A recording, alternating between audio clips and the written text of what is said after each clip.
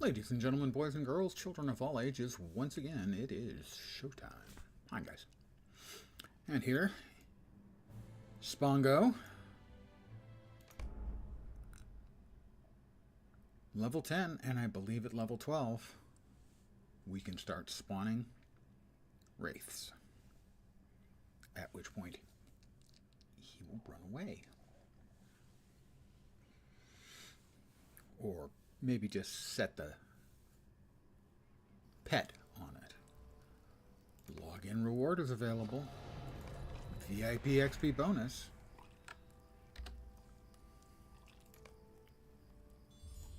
That is a tome of tracking. I will not need that. I just won't.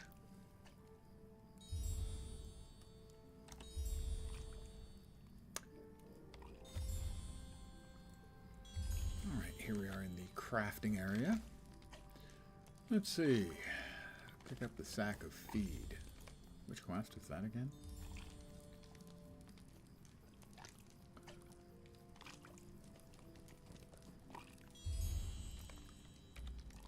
That is over here in Tuckborough. Let's see if we've got a ride to Tuckborough. So that I can be lazier than I usually am, which is a lot, actually. Hello there. Hello.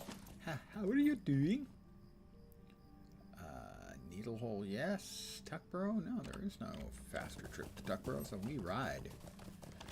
And ride to catch up with the sun, but it's sinking. Old guy music reference.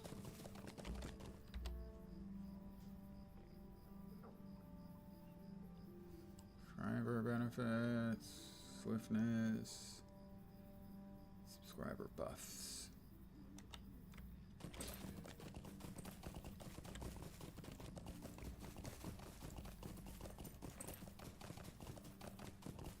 I hope everyone's Saturday evening. Or Sunday early morning. Well, whatever. Always getting caught up in that. Hope whatever time of day it is, where you are, things are going well.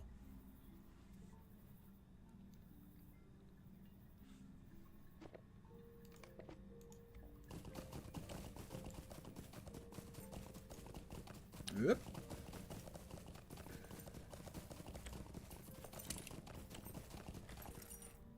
Copper, and then copper.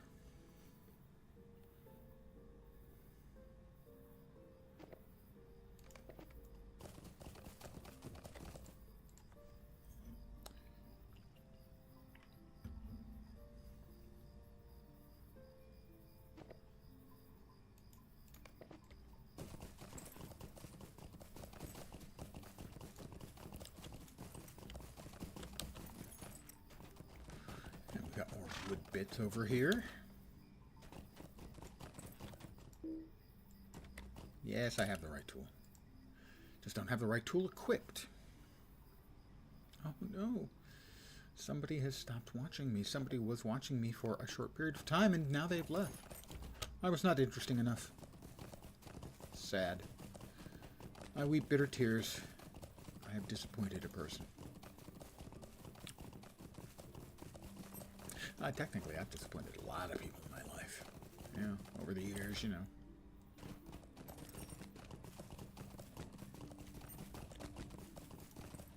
It wasn't intentional. It's just the way of things.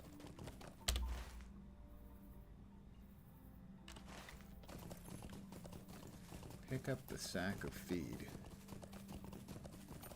Ravenous appetite, he needs more feed if he is to satisfy. I instruct you to go to the Grange and pick up a sack of feed. I got your sack of feed right here.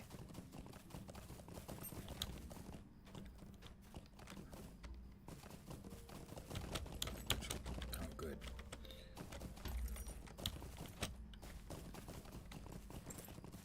Ah, the postmaster. Screw off. We don't do the mail delivery quests round here. We have some tiny modicum of self-respect. A calling from some fool took. Might have been him, but yeah, okay. Mercy me, will Bring you a barrel hear of me out? pipeweed to Longo Burrow.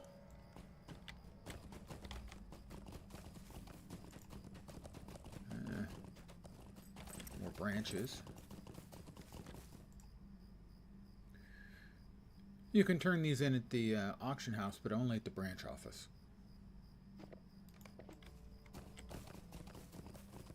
I apologize.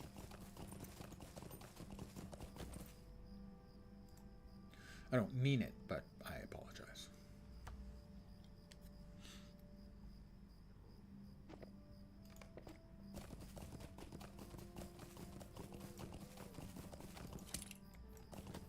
Polo, Proudfoot. Gracious Protect Polo and me, fight I off need all your the help. bears. Oh, that's right. This is where there was, yesterday, there was a wraith hanging out here. The wraith had popped up. And somebody had either died or run away.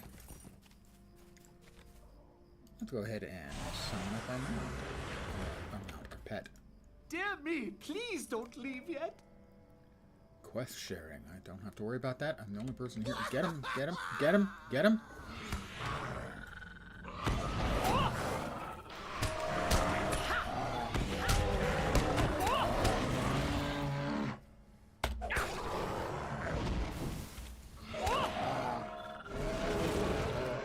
Oh no, there's more of them.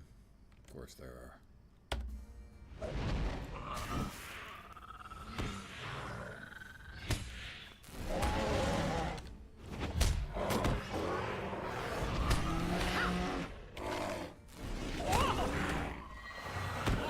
Huzzah! You've defeated the bears.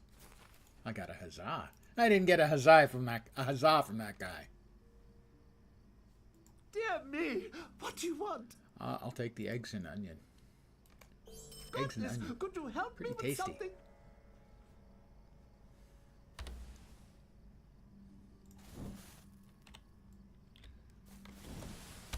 Next quest is over there.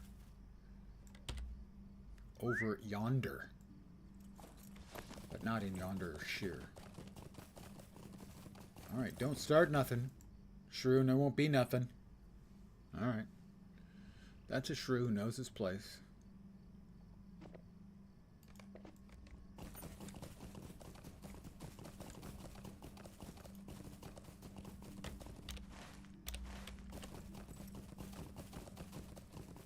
Ah, the methyl stage.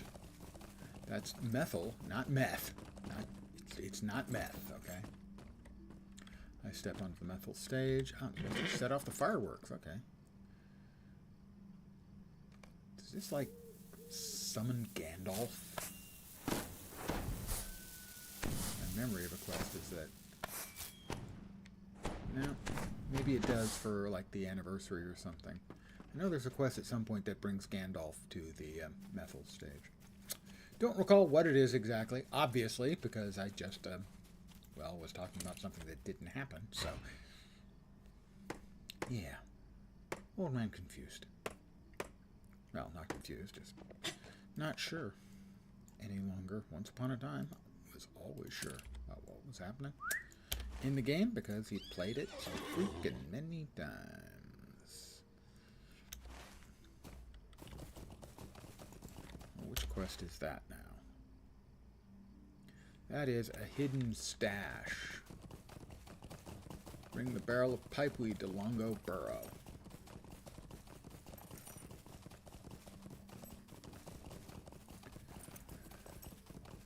More copper.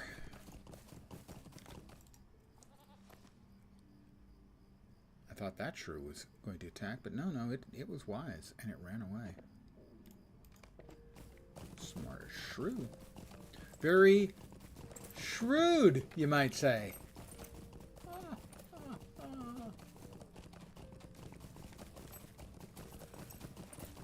Or maybe you might not. You know, that's fair too.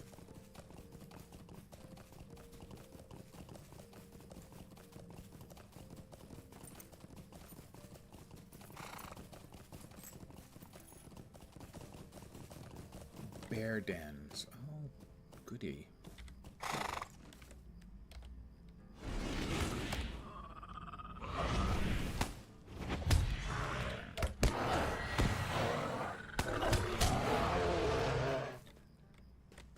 somewhere down here is some pipeweed, I think.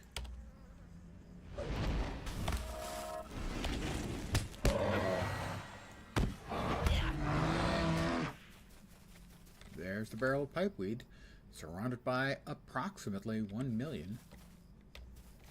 Oh, Rudy, Rudy, Rudy.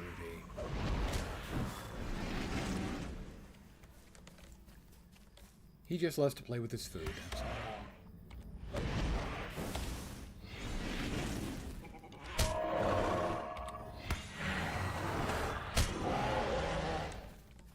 And now that one, Rudy, if you please.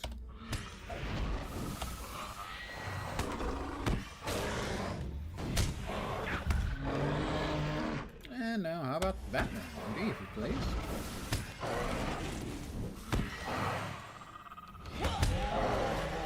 And I'll get the barrel of pipeweed.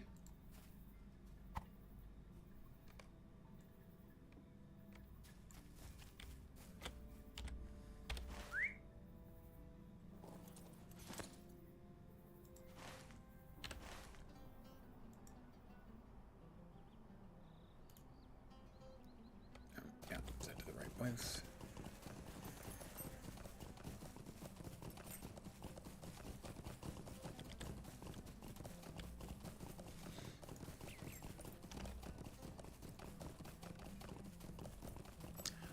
I have been getting a lot of new subs on YouTube. Thank you guys if you're amongst them. Always seems to happen when I play an older game. A lot of people discover the stream. I hope they stick around when I'm not playing the same game. Talk to Isilia Took. Well, they're all kind of silly, you know.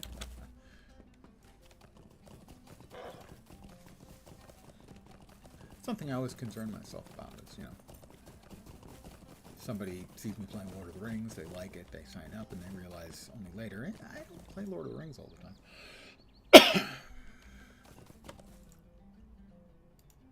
How rude! Oh, fried mushrooms, ew. Hi there, give me a moment. Talk to Rollo Boffin. Well, first we've got to turn in over here, too. Pardon me. Excuse me, pardon me.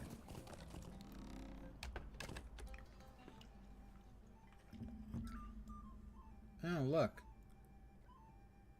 Pet taint. Adlard. It's terrible. Oh, on top of the Just smell of your terrible. clothes that you fired off the rocket. Wonderful. Surely this will appease the old Took's ghost. He'll be back in a second because he's still hearing noises in there. Come on back. There's Adelard. Got another quest for me? Yeah, you do. I'm sure it's a bother. but I Confront could the use your old help. Took. It swirls. There's a small bookshelf. Drive the squirrel from Adelard's library. It was a squirrel. Not the ghost of the old Took. Just a squirrel. Probably the squirrel was here because it heard that the Tooks are just all nuts.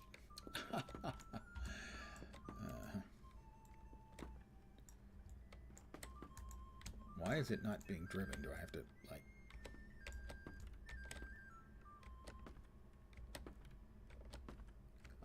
I don't think I'm actually driving it. I think this is all programmed.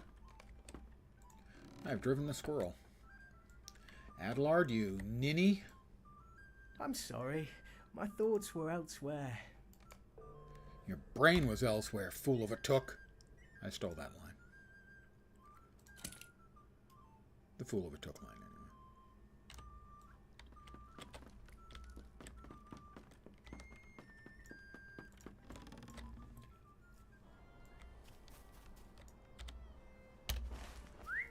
anyway. Alright, now...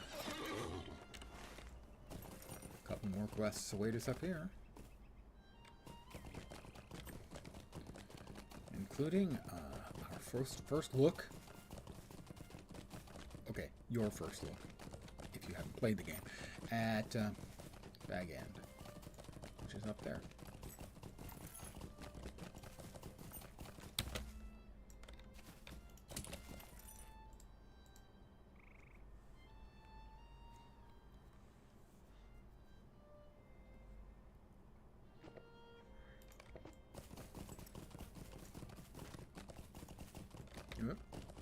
Copper.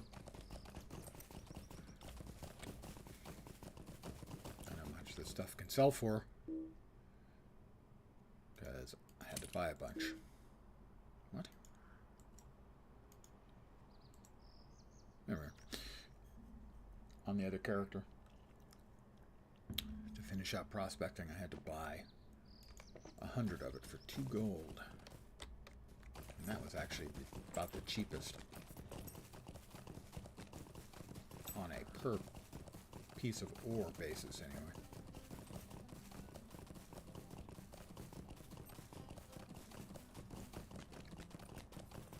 Grab the stable master. How do you do?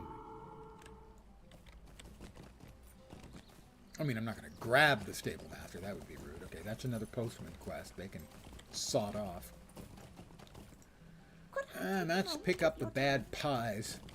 That's another quest that can take a long hike off a short pier.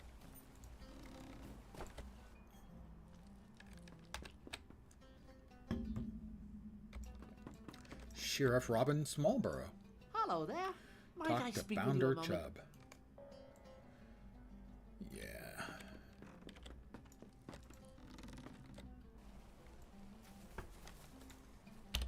Let's see. Alright, on the other side of the river, past the mill.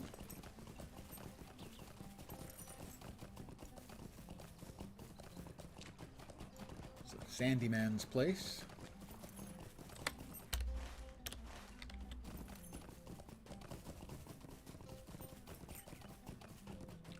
The Grange, Sacafee. Do I have to carry this back live? I do. Oh my god,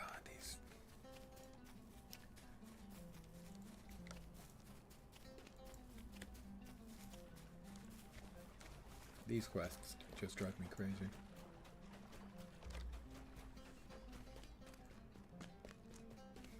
There are a great many things I dislike in gaming. Obviously, way more things I like, but there are things I dislike, and amongst them are real-time quests, timed quests.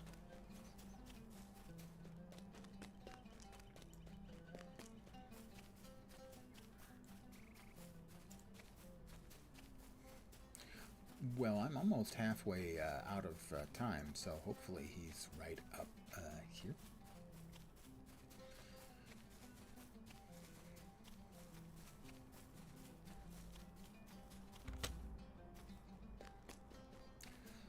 We're about halfway done with our time. We're almost out of time.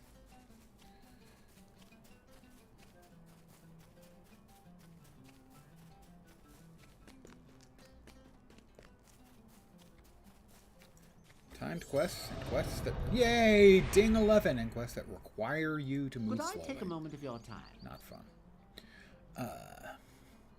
Silver 66, 3 silver 84. We'll go with the Writ Finder's Battle Gauntlets. Not that I, have any call or need for gauntlets. Did I not just accept? Oh, I thought there was... What did I just get another quest from him? It has. I must have. Well, there's the postman. Took. Alright, we've got one back at Mickle Delving. I can wait.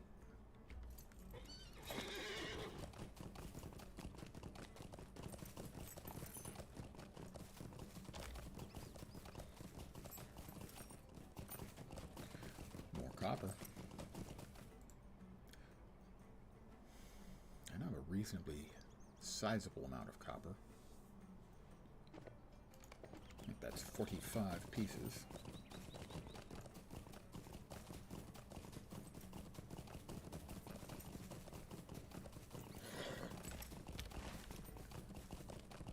So we've got the hill, which is Lobelia Sackville Baggins. Is that the pies again? Yes, it was the pies.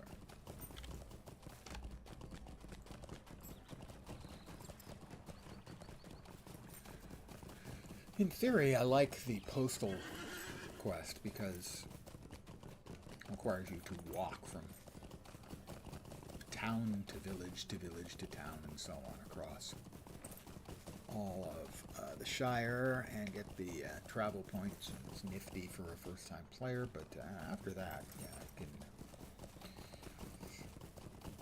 die in a fire. It's Lobelia Sackville-Baggins and Lotho Sackville-Baggins. Well, the gall of some folk. Talk to Hi there, Wilcom give me a moment. Tunnelly. And also Lobelia's Don't fireworks. walk Talk to off. I need Hyacinth. to speak with you. But first, we should have another point, I think, of traits. We have 2 points of traits. By the gods.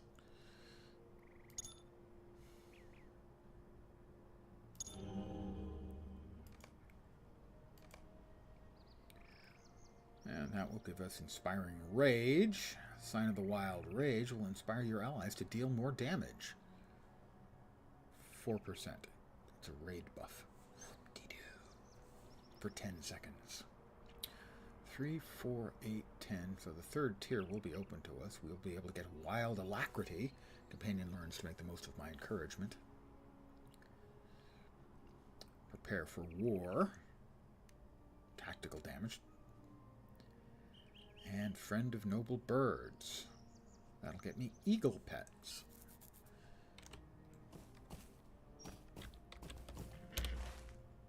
Given where we are, I'm going to go ahead and go for Overhill to get the point there. Fat Buddy! Good evening, my friend. Hope your weekend is kicking ass, as was required, you may remember. I hate to be insistent, but you are required to have an awesome time this weekend. Don't disappoint me or it'll show up in your final review. I don't make the rules around here. Actually, never mind.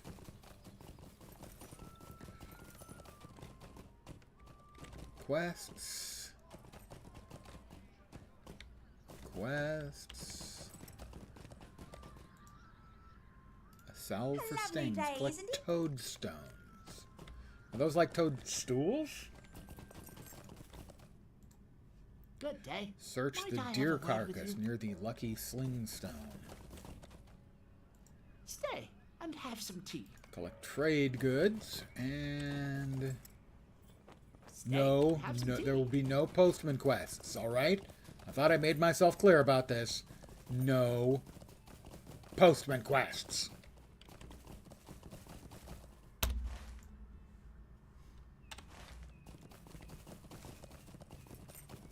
You have to be stern with those would-be, won't you deliver my mail types. Trade goods. Collected the trade goods.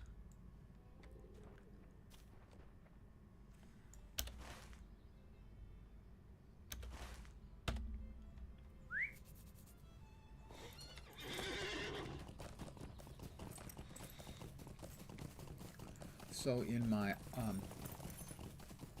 non-streaming hours, I have been back at more copper. PoE with a new character. Going to try the new hotness from this league, Lightning Strike. Once I, get there. I could have sworn I swapped tools, but I guess I would have sworn incorrectly. I would have been lying to you. Well, not lying. I mean, it wouldn't be like a matter of intent. But I would be saying to you a thing which was not true. Otho. Broad belt. A lovely day, isn't it? Is it? Stay Is it really a and lovely have day? some tea. I don't know. Is it?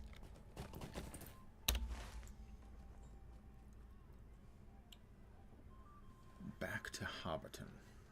Not just yet. I am going to grab... There isn't one here in Overhill, but there is a stable master at Brockenboring. So I'm going to grab that one.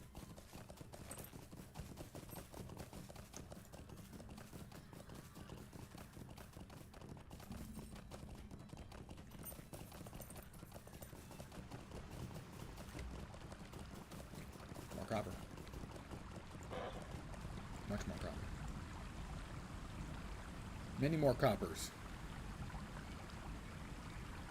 Oh, this Shire white-tailed doe came running over to say hi. That's really sweet. I guess they don't hunt the deer in the Shire. I think they probably do. Although maybe that's a lot more work than they're willing to do for their food.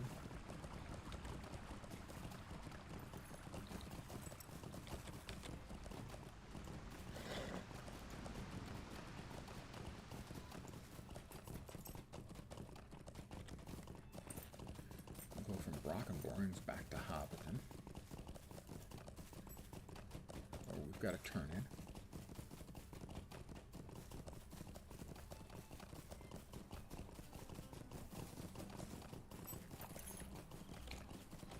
Ponto Hornblower. Might I have a word with you? Defeat spear-wielding goblins. All in good time, my fine furry-footed friend.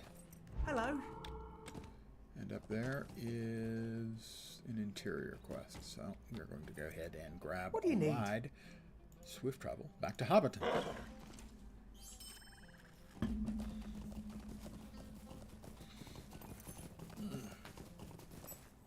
Snap, crackle, and pop.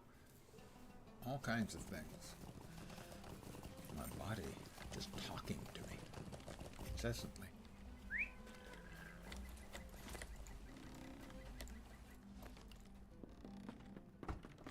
Here you go, Sheriff. How do you do? Oh, defeat spiders. Is this it? Wants me to defeat spiders. I don't think we're yet to the mine in Scary. That's the name of the mine. The little mining town is Scary. Why? I guess because it's scary? Of course, spiders as big as me would be scary as bleep, I have to confess.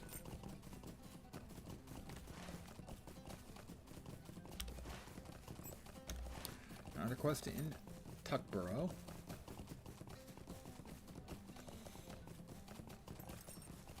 Copper.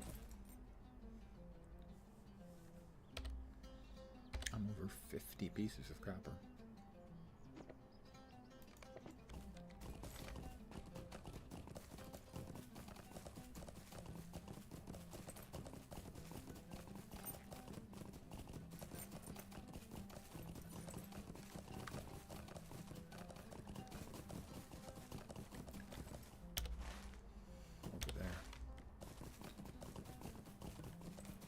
Whomever I have to talk to. I don't even recall who it was. Evidently, Synth. Hyacinth. Hyacinth? I'm back to talk to Lobelia. Great, thanks. I got one at Nickel Delving, and back at Lobelia. Alright. Right back to Lobelia, I guess. Don't see much of an alternative for it. Well, we got wood over here, I think. Some rowan branches. There is, in fact, a universal tool that you can get as a reward out of the daily gifts.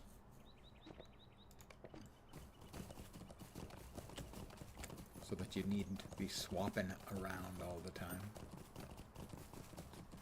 Like some kind of great pillock.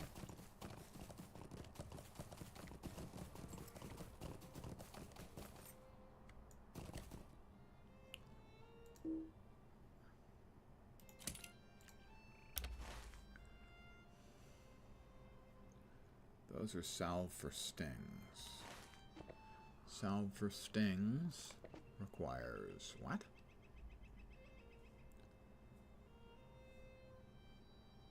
Toadstones. Is that like a toadstool? May have asked that already.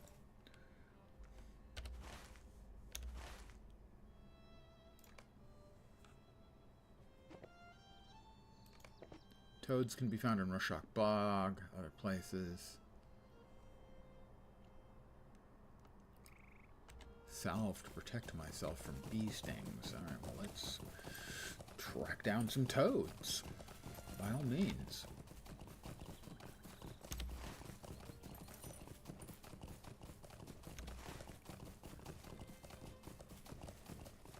We are now officially looking for toads. That's a tusker. That's a shrew. Neither of these things is in fact a toad.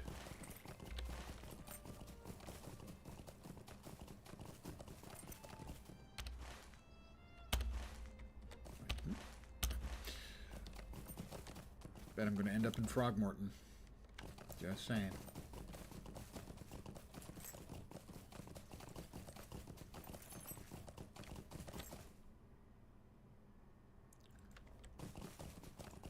They're specifically pointing in this area.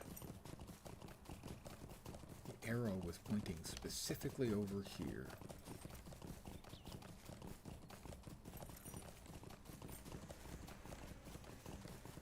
A toad. A wild hill toad.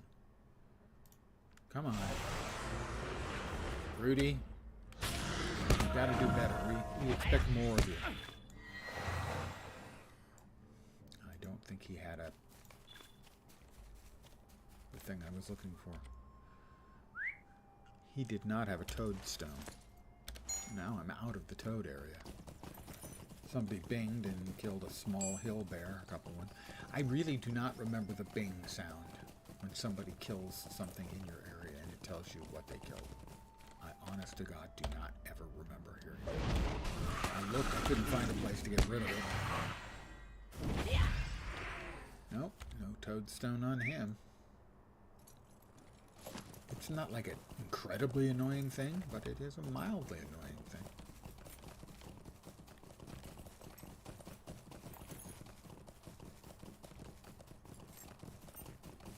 You know, on the annoying scale, it's not a biggie.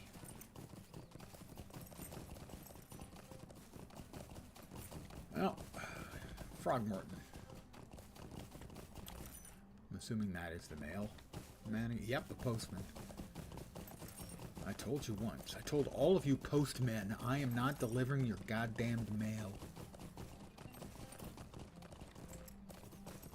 Bugger off.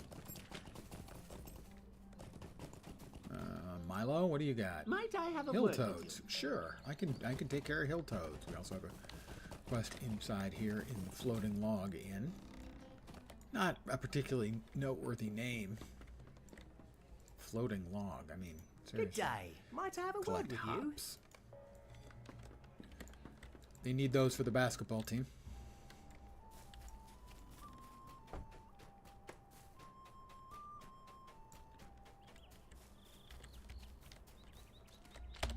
A wild hill toad. I have defeated a hill toad.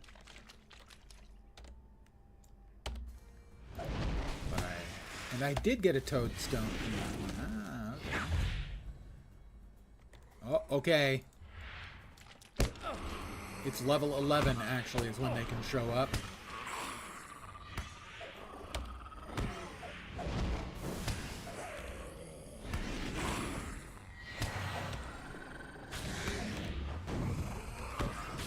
Uh-oh. Oh, that was bad. That was completely the wrong button to press. I pressed the wrong button.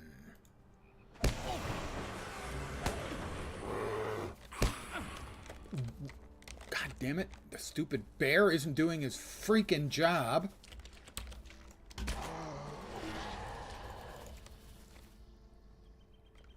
Oh, we got him. Did we? Oh, the bounder defeated him. We don't get credit for that. I hit the wrong button. Which was the button I wanted again?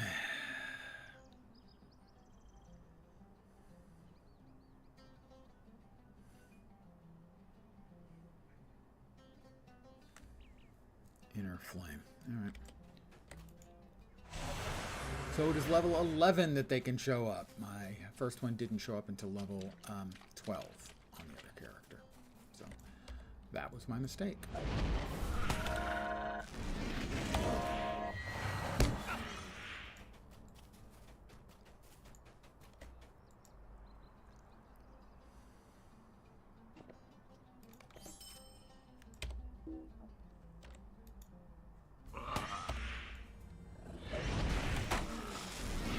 I had no problem with him at all. It was easy. All I had to do was convince the level 150 guard to take care of him. Oh, hops. Frog hops. Get it? Frog hops. I didn't get it at first. I wish I hadn't gotten it now. But I did.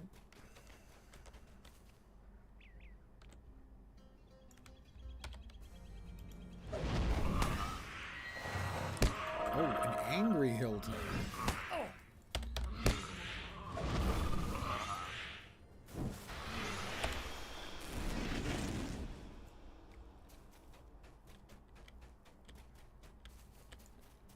Frog hops. I didn't remember this quest being pun-based, but evidently it is. I mean, I made kind of the same joke. I think mine was a little more clever in that they need them, not for making beer, but they need them for the basketball team. The Frogmorton basketball team. Same joke. But mine was wittier.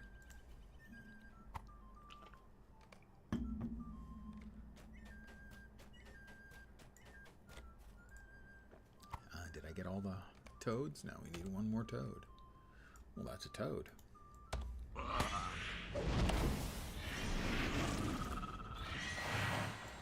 And that's all the toads we need.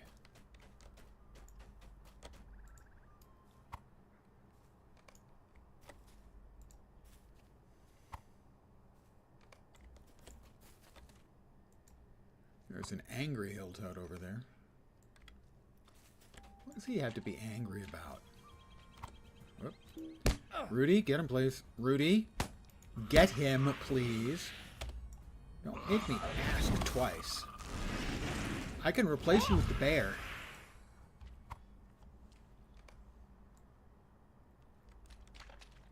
I don't want to. But if you make me, I will. Are we clear?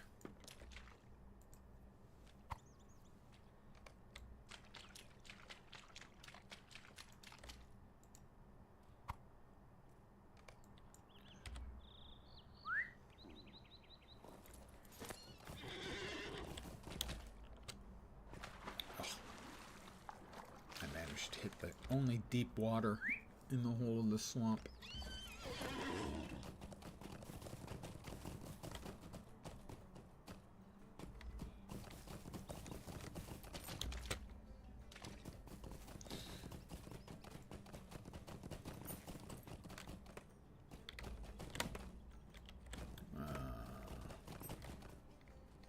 Well, I know they're supposed to bring him the hops.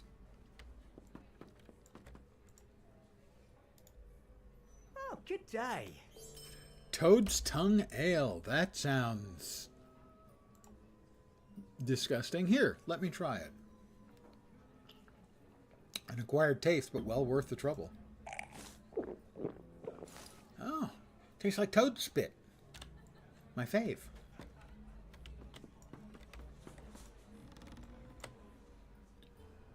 Bring the toadstones back to Gammerbothen. Alright, well, okay, what did I miss? Many happy returns is fight Lobelia the Toad. Oh, very nice. Somebody named a toad after Lobelia. I can't wait until she finds out.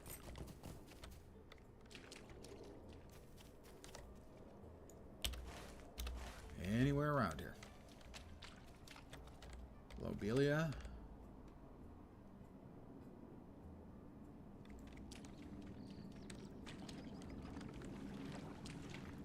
Lobelia the Toad.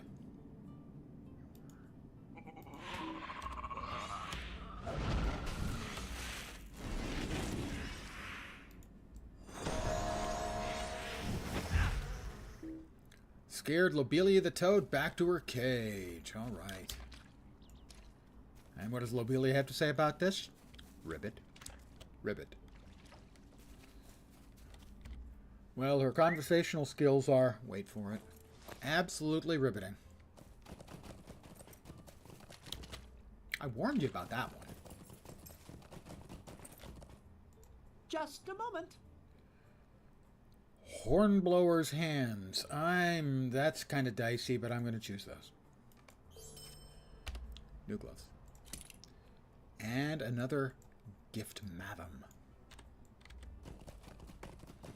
I've seen a lot of people pronounce that word matham, and I've never understood why. It's spelled like fathom. Why would you assume it was pronounced matham? Don't know. I can't fathom it. I didn't have that joke in mind when I started the fathom matham question. It just came to me in an act of inspired inspiration. Or possibly perspired desperation. It's hard to keep the two straight sometimes.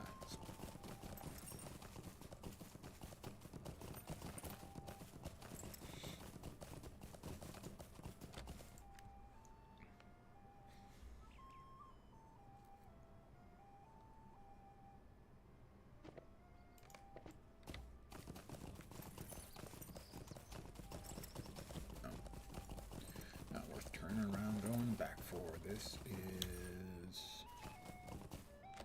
Welcome to Bywater, everyone.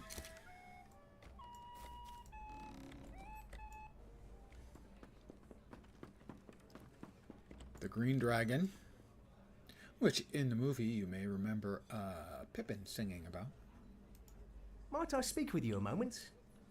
Collect the dwarf barrel. You know, that sounds like one I have to carry back. I'm going to pass.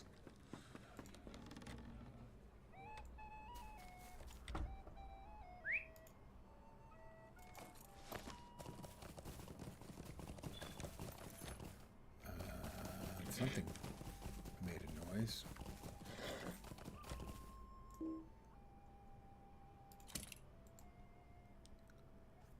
I'm chopping wood.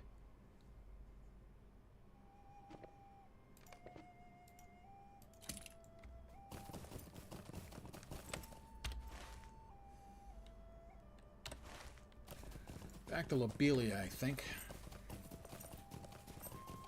The lovely Lobelia Sackville Baggins.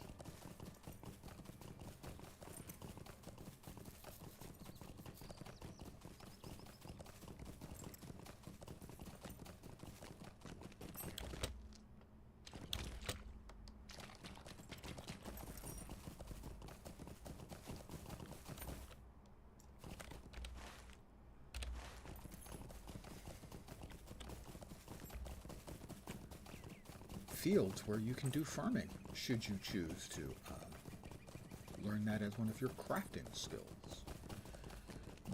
Best if you also select cooking to go with it, and vice versa. Alright, Lobelia, what do you got? What's Lobelia got for us?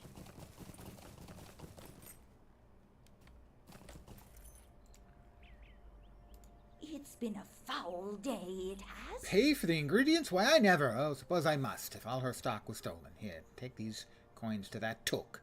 These had better be the best fireworks the Shire's ever seen. Yeah. She's a charmer, really, once you get to know. No, not even a little. I cannot tell a lie. Actually, that was a lie. I can lie. I can't tell a lot of lies. Where am I?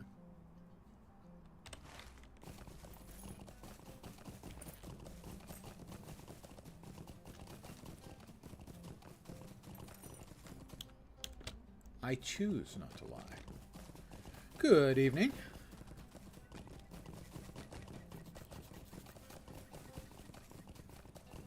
Hope the weekend is going awesome so far, as I require.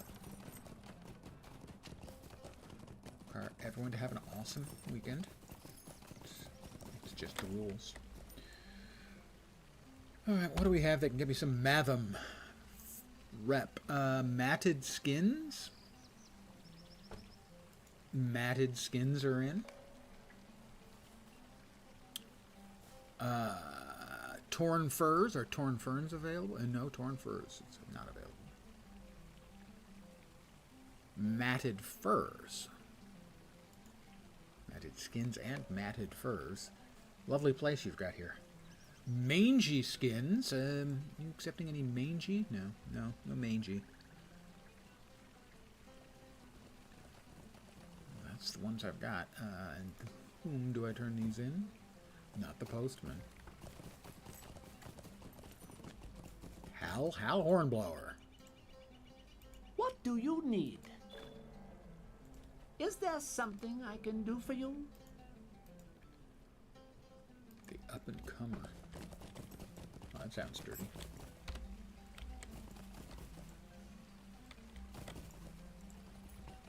Let's see, we've got 12 more matted skins.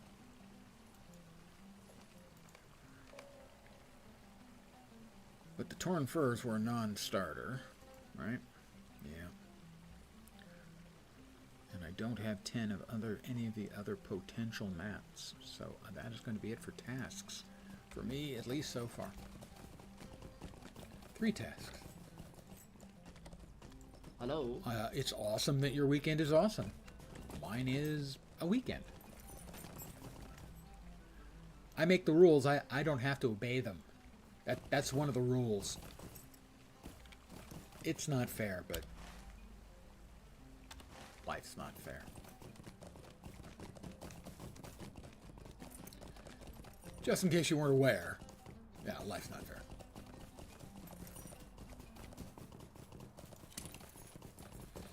Why, look, more rowan branches. How many rowan branches do I have now?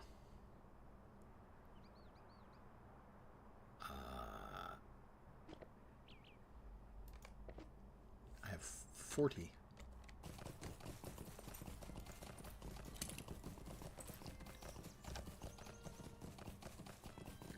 Still only the one wraith has shown up so far. I cheesed him.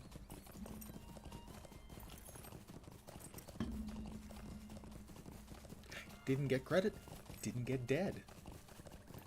The professions on this one are, well, quite similar, but not exactly the same. Prospecting and scholar, so that I can get materials for the other character. And then the third one I got was wood tracking and Just a moment. Forestry. Please stay a moment. Talk to Cam Puttyfoot in Overhill. Are you kidding me?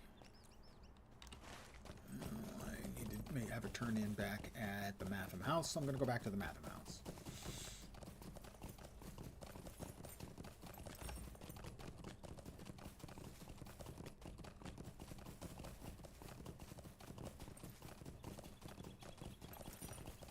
Yeah, this is my second character on Angmar.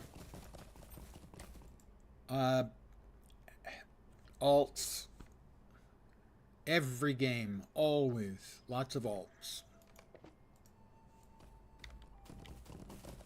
It's just my way. I get a tiny bit bored with something.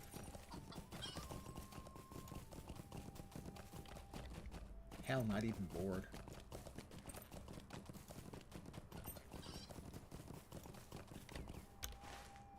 Can't even realistically use that as the excuse. I just have a thing for alts. I have many characters on most servers in most games.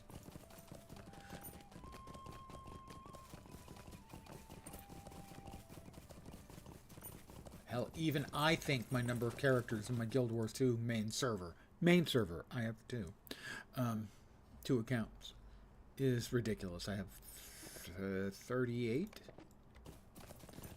character slots. One of them is almost always empty, and the other one is currently empty, I think. Because I'm mental.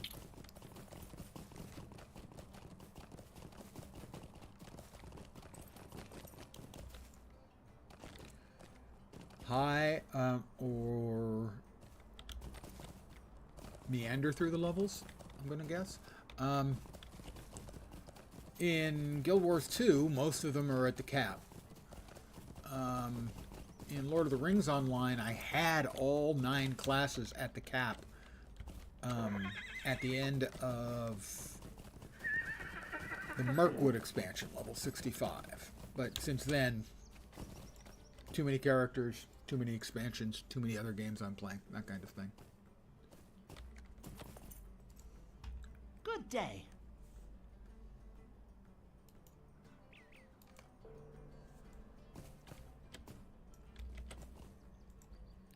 Hello. Hello. I wonder if I can go in. Can I go into the Matham house? My standing is still too low.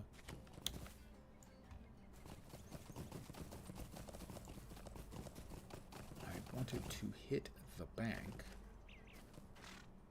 because I put a couple things aside for this character in the shared storage, and I had forgotten about that.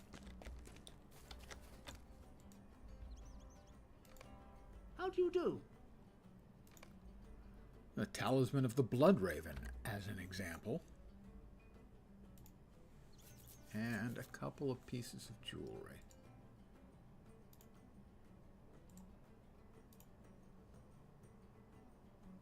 And then some of the crafty stuffs. So we have 2 earrings.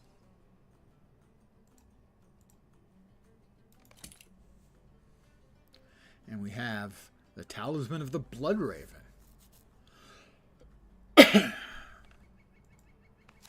Summons a Raven companion.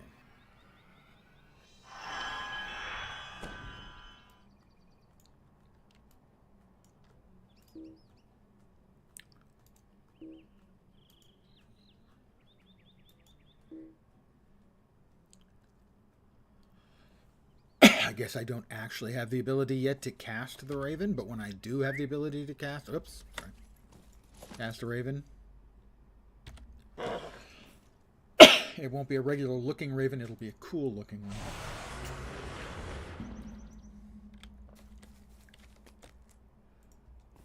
Dear me. Talk to Please Griffo don't Boffin. leave yet.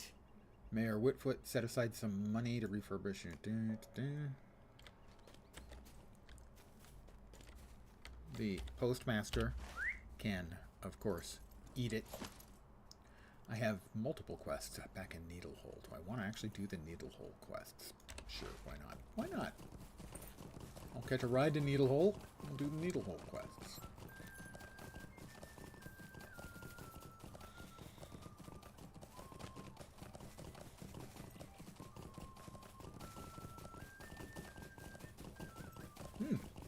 Actually, let's see how much progress we can make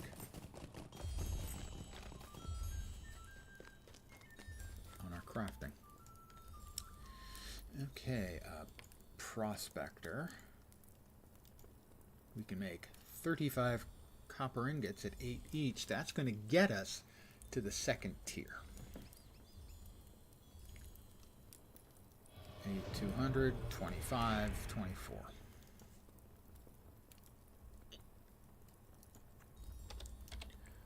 Ought to do it.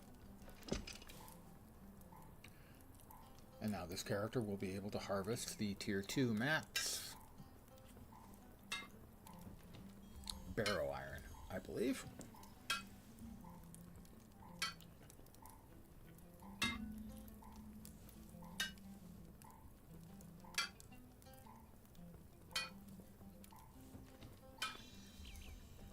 There we go. And the forester. 20 times 8 will be 160, which will almost get us there. I need the workbench. Fortunately, there's a workbench. Thin rolling boards, 20 times 8 is 160. Yeah, that's going to get us to 174, I think. And we'll do a couple of leather thingies, and that will have gotten us to the 2nd tier of this. We're still on tier 1 of Scholar, because there's no Scholar mat nodes to speak of. That's another level. I'm now level 12. We are 26 shy. These are 6 each. 5 will do.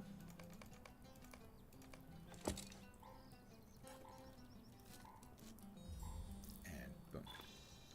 Tier 2 Forester mats are available to us. The Scholar, however, not so much.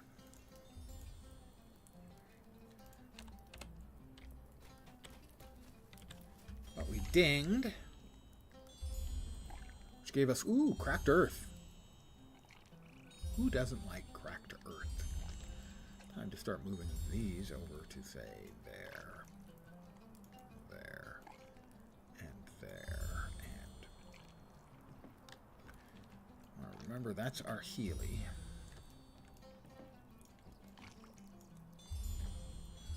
Cracked Earth. Sure, I can probably sell some of that, too. Just a moment.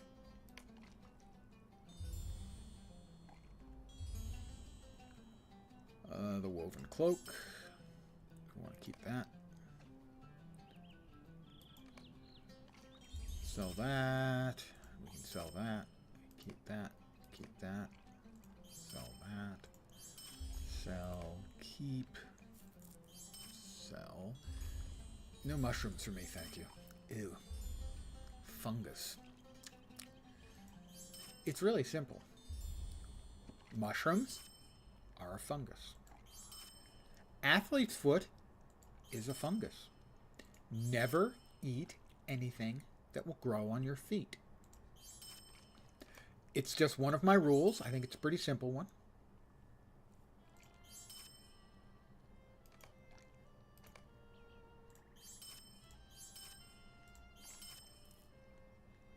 But I think it makes a lot of sense.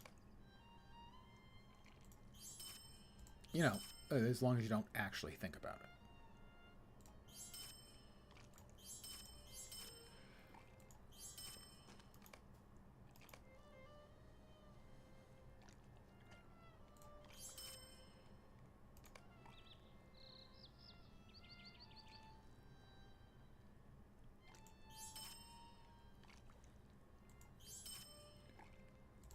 That was a lot of stuff to sell.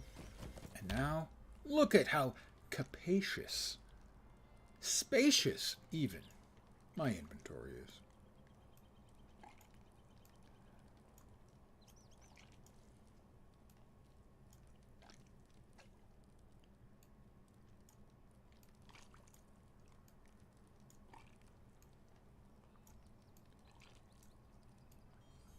It's almost organized. Needle hole awaits.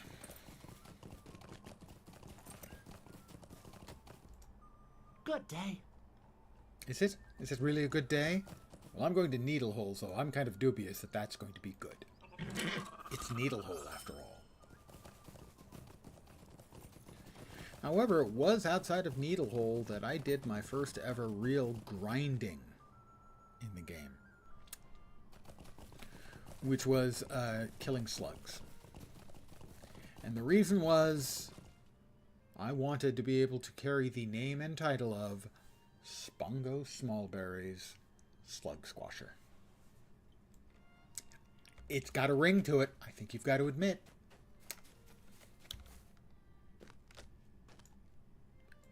Griffo? Hello there. Am I supposed to carry something somewhere again? Because I won't do that. I'm not doing those quests anymore. Bounder Chub. How do you do? Chub's helmet? No, I don't want anything like that on or near my head. I've completed the Needle Hole Watch. And what is Could I take a Filbert moment of your find time? Daffodil? Is that his missing cow, I think?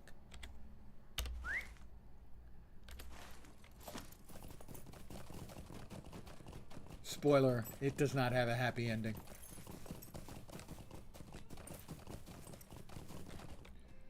I know.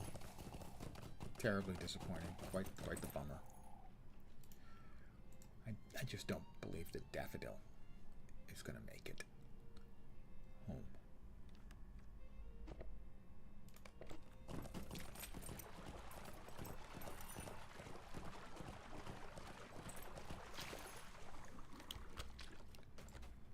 We'll resummon Hey, Vorp. I'll resummon Rudy. The rootinest, tootinest pet known to Hobbit.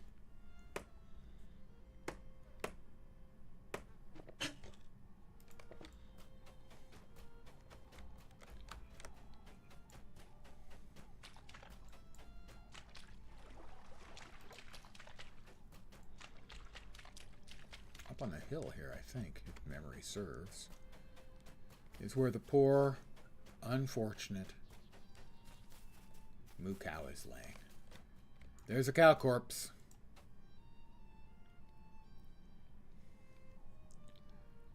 I'll collect the cowbell. Ooh, heavy rowan branches.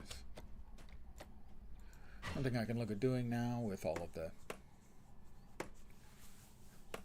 certainly the wood stuff that I pick up, is once I get the next tier, like I just did, is I'll be able to sell this. And it's a new server, and generally the prices are inflated.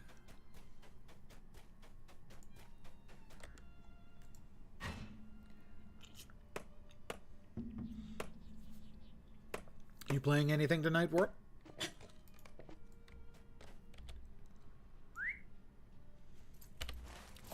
Alright, what quest is that?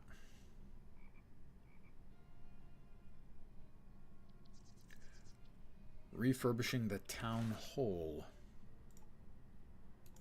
The money bag. Yeah. Was drinking with Conan Exiles.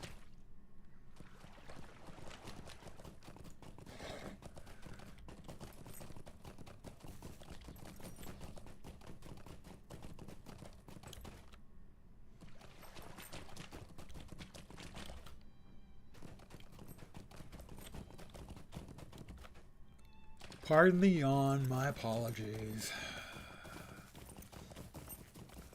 I remember dying on this quest at some point on one of my characters in the past. I'm going to try not to do that this time.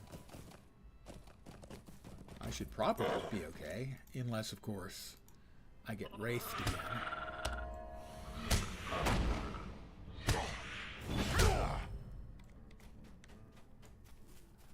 Which I'm thinking is actually reasonably likely. Rudy, you want to get him, please?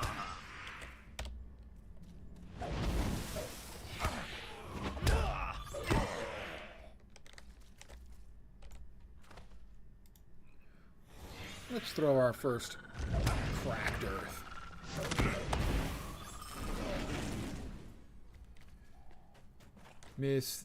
Oh, the MMO. Age of Conan. Yeah, I played it. The first 20 levels were great.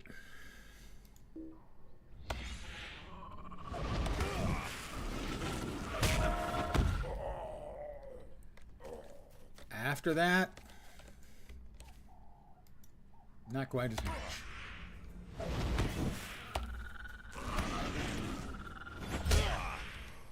Alright, I've got the money bag. That wasn't difficult at all. I have collected the money bag. Just call him Spongo Moneybags.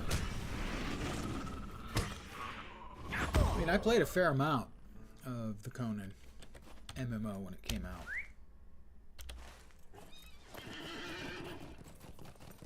But it really did suffer after you left. I believe it was called Tortage.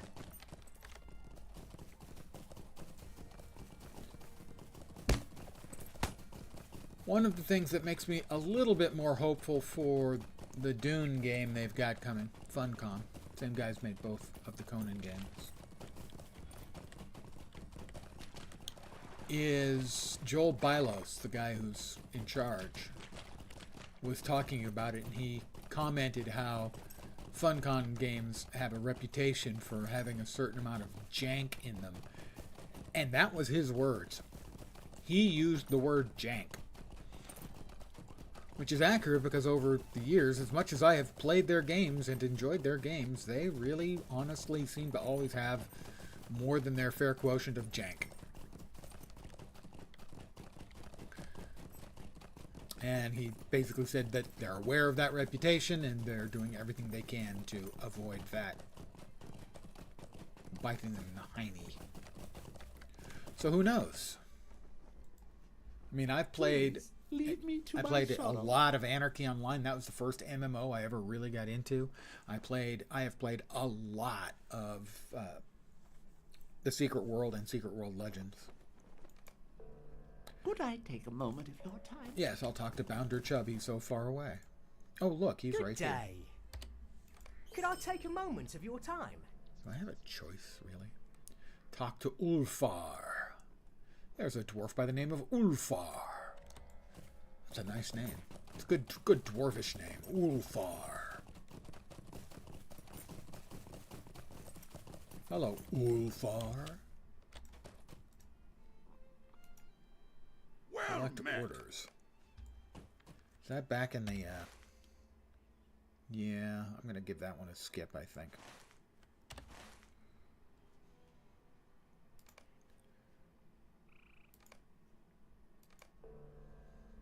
Oh yeah, I played Hellgate London. It's still running, by the way. You can buy it on Steam still, but there's also a private server that runs. And I played on stream a couple of years ago. And it works fine. And it's a multiplayer experience. It seemed to be quite well run at the time I poked my head in.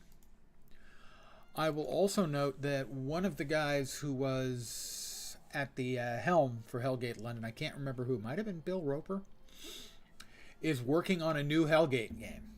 So I think they have the IP back, and they're working on a new game. So, knock on wood. So there's two pieces of Hellgate London news that may be, well, news to you. All right, we're in Needlehole. We can go back to Nickel Delving. Where's the pony point? Pony point. It had a lot of really great stuff. Did Hellgate London.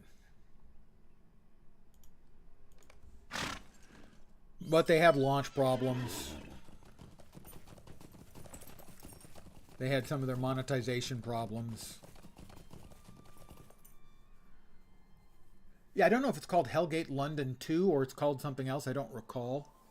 But in essence, that's what that was what was being talked about in the thing I read. Anyway.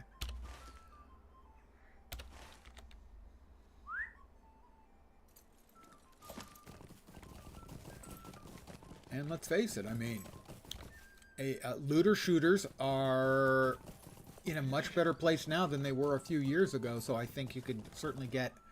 Oh, on the Hellgate London news? They'll certainly get people paying attention. If they make a good game, people will come. That's for damn sure. Silver 20, 2 silver. That one's easy.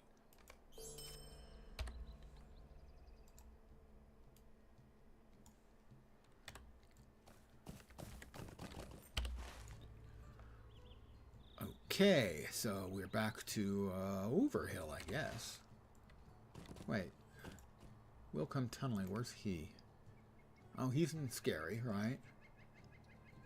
Bring the stones to Gammer Boffin, west of Overhill, right? Rollo Boffin, east of Tuckborough in the Stock Road. Oh, so he's in Woodhall. The deer carcass for the Lucky Slingstone. I don't remember where that one is. Oh, that's right, north of Overhill. Looks like we're off for Overhill. Seems impossible studios make good MMO these days. I'll have fingers crossed. Well, an MMO is tough to get. I will settle for, you know, a good co-op game. Although, I will say that I am impressed at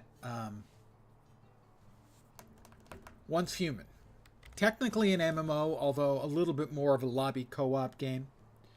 It was quite good. I will be going back to it when they launch the next season. Good day.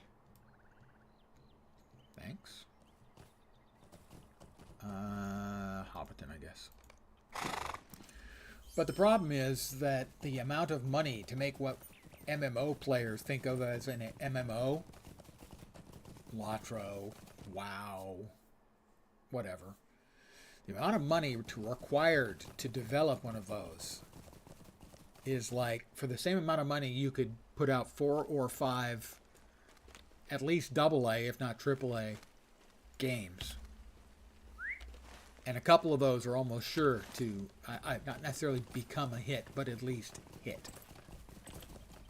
You know, make money. Be profitable. Whereas with an MMO, you're spending a lot more money for a much bigger crapshoot. And that's why all the gaming companies are getting into mobile. And have been.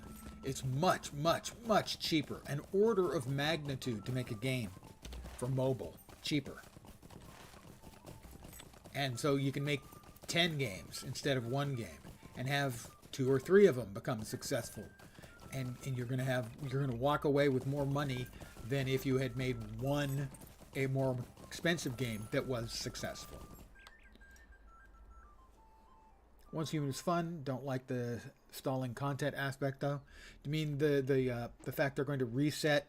Yeah, more lucrative in the long run for sure. You mean the fact they're going to reset the seasons? Is that what you mean by the stalling content, or the fact that that one?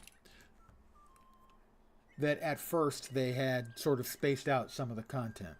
I know they did that for First Descended. No, it wasn't First Descended. It was the Chinese MMORPG. Not Throne and Liberty. That's the Korean one. The one that came before that. Terraceland. Terraceland had it stalled. The weekly thing they do. Well, there's sort of 2 different kinds of flavors of weekly stuff. There's the weekly stuff where they bring out additional achieves and goodies for, hitting targets, which is just a way to keep people playing. And it feels a little bit seedy, a little bit cheap, but I can understand why they do it, especially given the differences in the gaming cultures between the West and the East.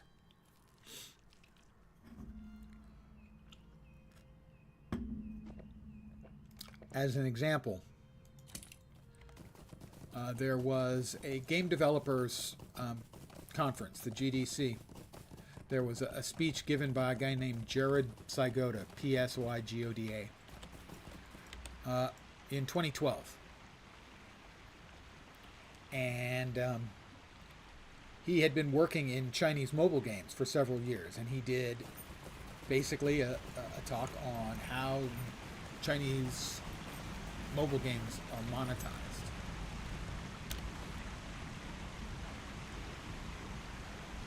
Finding the nest. What am I looking for? Defeat spiders. I didn't find any spiders down there. And what he talks about is, whereas, say, in the West, occasionally they might bring out a new server to sort of try and juice people into coming back and playing. They bring out multiple servers every week in Chinese mobile gaming, as that motivates people to reconnect, try and get to the top. It's very, very accomplishment and leaderboard focused.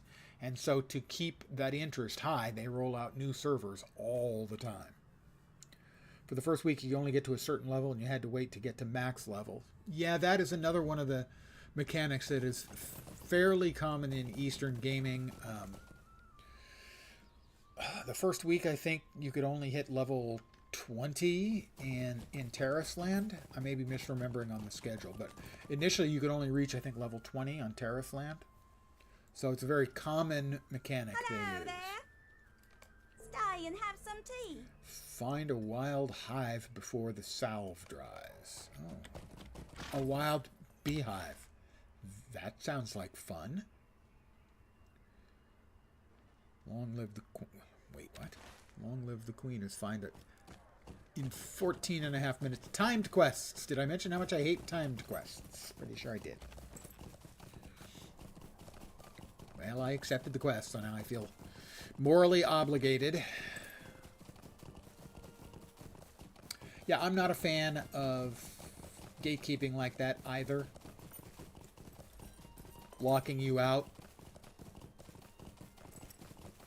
But it is very common in Eastern gaming. Pardon the yawn. God, can't take me anywhere.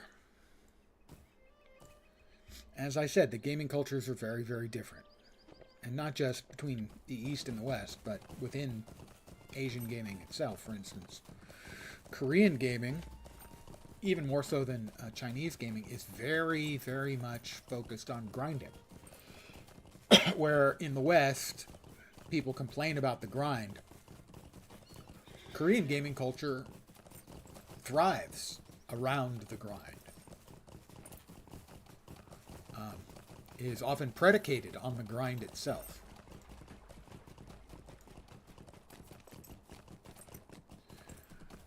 Chinese gaming culture is much more winning focused, being on top of the leaderboard focused. And that's why pay to win is very, very accepted in Chinese gaming culture, is because it allows you, any person, a way to theoretically achieve what they couldn't achieve in other ways by spending money instead of playing the game. And this sounds like, well, then only the rich can possibly win, and there is some truth in that. But also, as I said earlier, because they roll out so many servers at the same time, rolling them out several times a week with a new server, is there's always the allure of this time I can finish on top. Or this time I've been saving my money up, and this time I'll finish on the leaderboard. Maybe not the top, but on the leaderboard.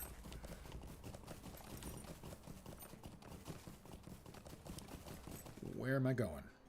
Suppose. Oh, Wild Beehive. That must be where I'm going. Oh, don't. Yep.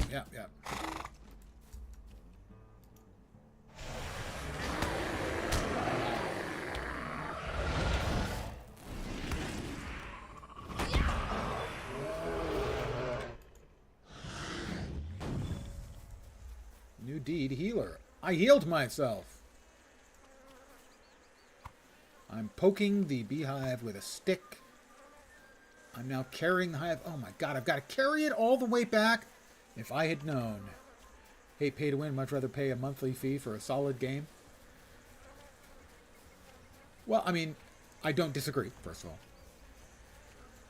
But exactly what pay to win means also varies by the type of game you're playing. Or maybe I just have to carry it to hero. That's not bad at all. Okay, never mind.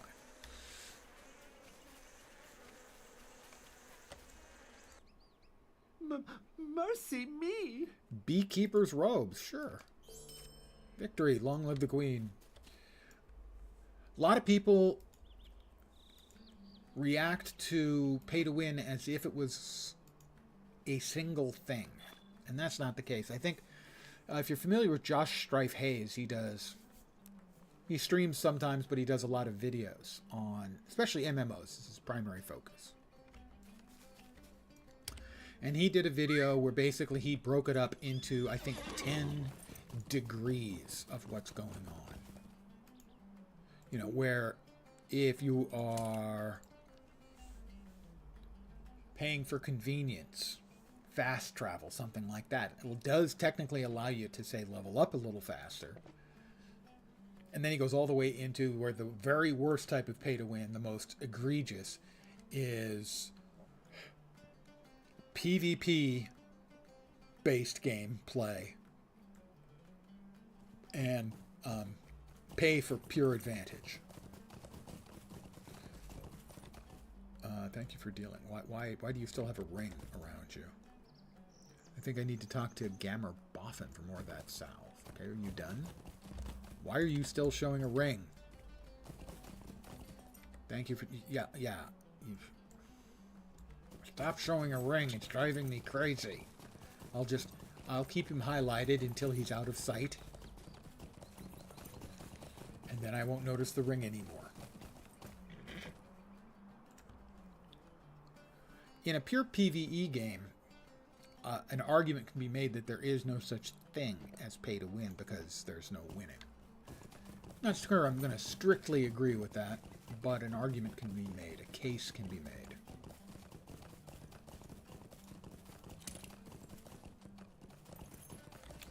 Are we off to back to Overhill? All right.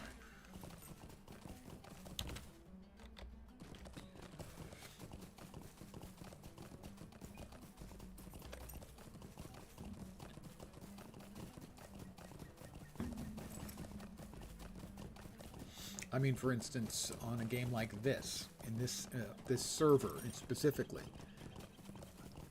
if you could buy a level up to the cap of 50 right now, that would be unfair because you could use that advantage to farm up materials and sell those and basically get a huge money advantage over all of the other players and theoretically put yourself in a position to be a dominant player on the server for as long as the server's going. You're not really winning anything, but on the other hand, you do have an outsized influence and you are discouraging other people or making their play less fun because you've taken advantage of a game system. So I think that maybe, as a more general rule, if by spending real money you can make someone else have less fun in the game than they would have if you weren't doing that, I think that's a defensible argument too.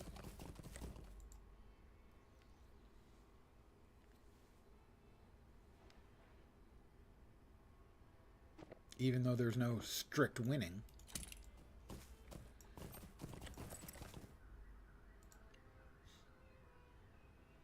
You are paying for an advantage that the other person doesn't have. You can't reasonably expect to do what they wanted to do. Maybe they wanted to be the top end handcrafted weapon maker in the game, weaponsmith. They're going to work their butt off to get there, and they work their butt off only to find that somebody else is already there because they paid for advantage. You have, strictly speaking, reduced somebody else's fun. I've got a spooter behind me. Far less important in PvE game than PvP game, certainly. Separate PvE games that don't have any competitive element versus those that do, like a leaderboard. Yeah, agreed completely.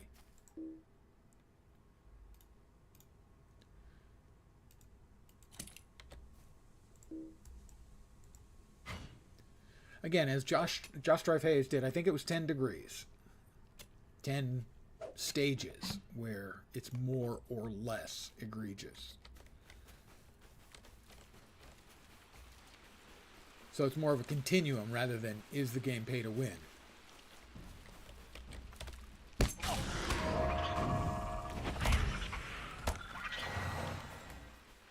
I'm fighting spooters. All the fun old MMOs like this one had grinding as part. Yeah, but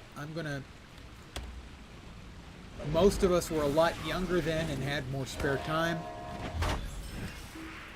Most of my old WoW buddies no longer play any serious MMO because they don't have time because they've got kids.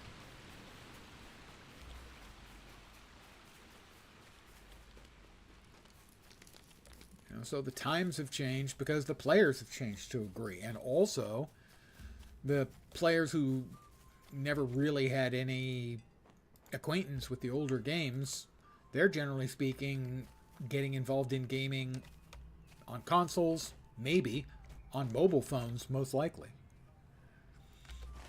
And that's going to change the way they see these games as well.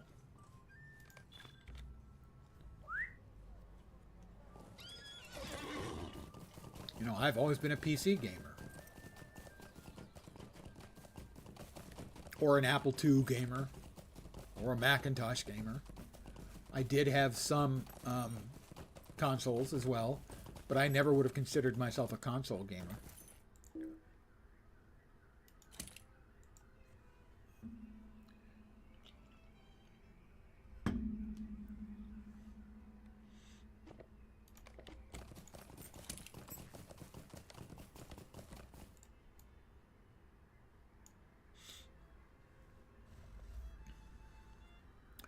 And essentially, most of the older MMOs, I can't think of one. At some point, they lowered the curve. Lowered the XP curve, made it faster to level up and everything. And the reason was they found that new players... Well, new players, part of it is probably are less patient, but at least equally so. Asking, you know, if you've been playing Lord of the Rings Online here for 17 years, and you've got a bunch of max characters and stuff, and someone new comes on and wants to play the game, and they see all of this huge barrier to being able to play the newest, niftiest content, that's a bit of a disincentive. And you kind of never want to disincentivize anyone. What's the new Eastern MMO they just had the open beta for? That one was Throne and Liberty. I did not last long. That one, to me, was even more disappointing than was Terraceland. Terraceland was about what I expected. My understanding is Terraceland, the rating, however, was quite good in.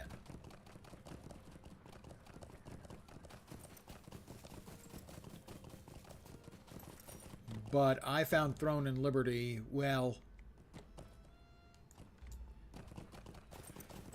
It overly enthusiastically embraced some of the game habits of Eastern gaming that I find appallingly annoying and awful.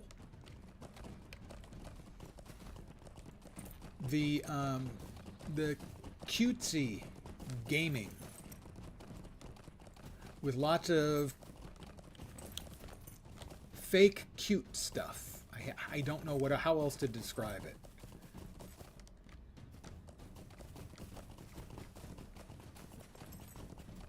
Where it's meant to be cute, and I find it puerile, childish in the extreme. Combat at low levels felt terrible. I read that it feels better as you level up, but at low levels, I agree. I thought it felt terrible too.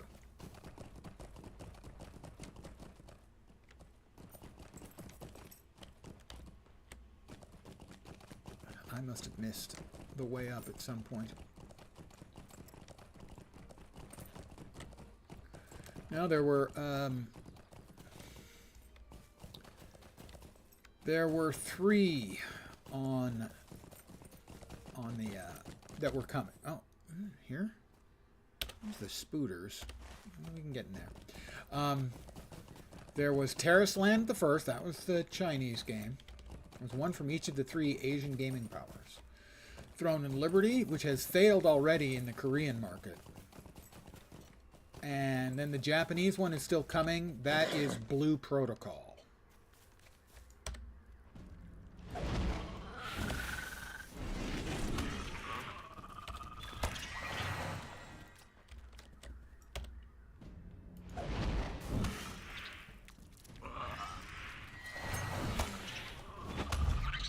Need one more spider. That one will do.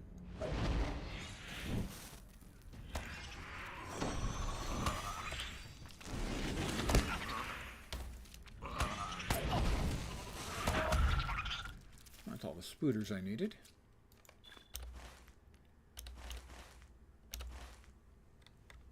But I know I get a quest to go back in there. There's like a big one or something. Big spooter. At some point.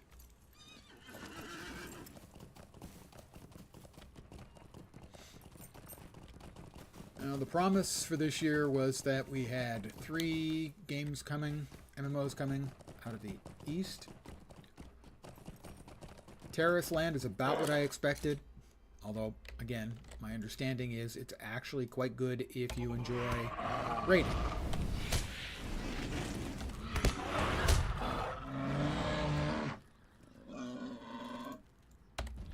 Well, I should say that the raiding is good. Not necessarily the whole game, but the raiding is good. And I guess to a lesser degree, the dungeons. Then Throne and Liberty came out. And that one, I lasted a couple hours. I think I just did one day. I did at least 2 days in Terrace Land. I think I just did one day in Throne and Liberty. The cutesy bullshit drove me away. You have this little companion thing, and it has a literal uwu face on it. You know? I'm sure there are a great many people who will be delighted that they can have a companion with an uwu face. I was not one of them.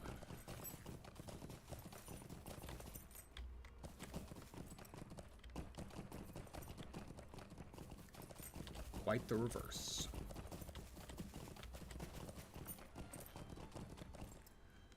That's the opposite of what I'm looking for in a game. Any kind of storytelling goes completely right out the window. It is impossible for me to care about any of the characters, any of the storylines, or anything when you're constantly having to interface with this little cutesy monstrosity. I'm not 8. I sometimes act like I'm 8, but I'm not actually 8.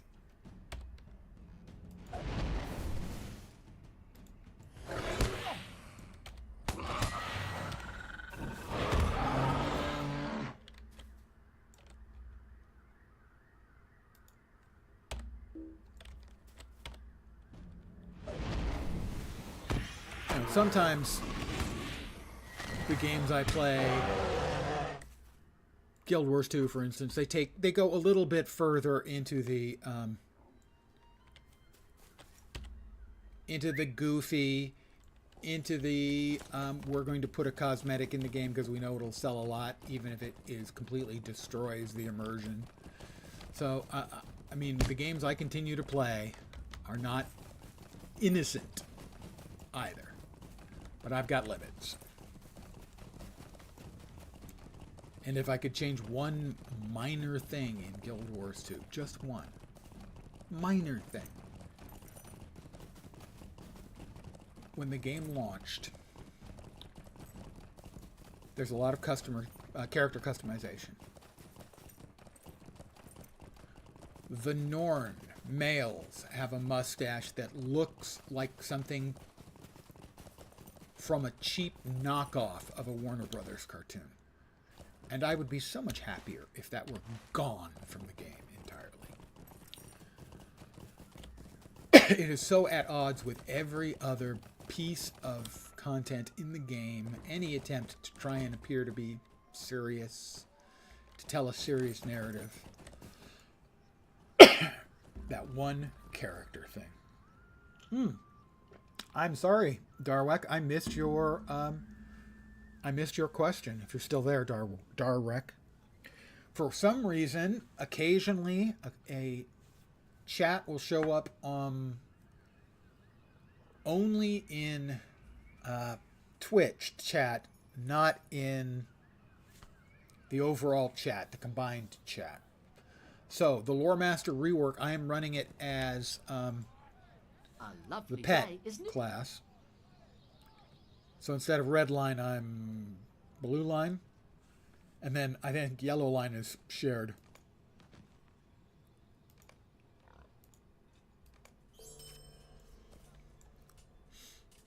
So you've got this. So I'm not that far into it, obviously. I understand that they yanked the permanent pets away from the red line, and a lot of the red line... Ah, there you are. That time you showed up. The previous time, you did not. Now I feel shame. I have let you down. And I'm over it. Okay. So far, I'm not very deep into it. It does appear that they've given you more offensive options with the pets, so that's good. But it does seem like yoinking the pet away from Redline completely doesn't feel good.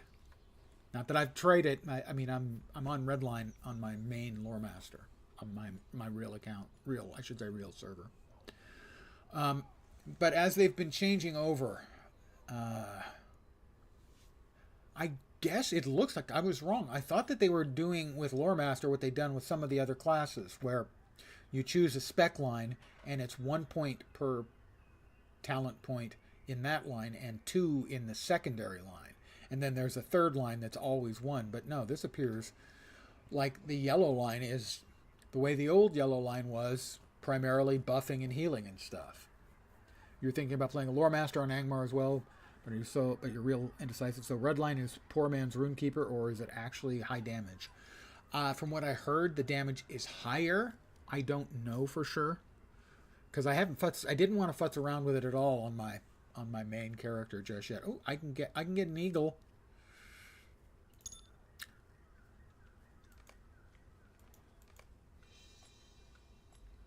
All right, that's the eagle. I don't have the raven yet. Is the raven one of the other? No, it wouldn't be that line. All right, that's the saber cat. At what point do I get the raven?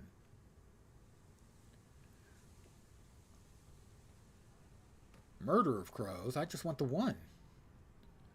Let's see. It says summons a raven companion, specializes in buffing and debuffing. Friend of small fowl. Might it be over here instead? Do they get up full time? Companion? I don't know. Not experienced at the game at all, though. Playing a few years, but you couldn't get over the random lag spikes. I have had 2 disconnects in the, 8 days or 9 days I've been playing, which is not a lot. That's better than it used to be. It's hard to know some of the lag. I do see lag, but I don't know if it's server lag. It's not the old server lag. I've only seen that once, where you freeze up for maybe 10 seconds, and then everything catches up all at once. I've only seen that happen once. So it does seem to be better, but it's possible I'm just, confused. I'm hopeful. That's the thing I was hoping for most. At what point do I get the raven pet? I don't see it anywhere in here. Yeah, you tried playing Warden and it was impossible. I assume that's not on these servers.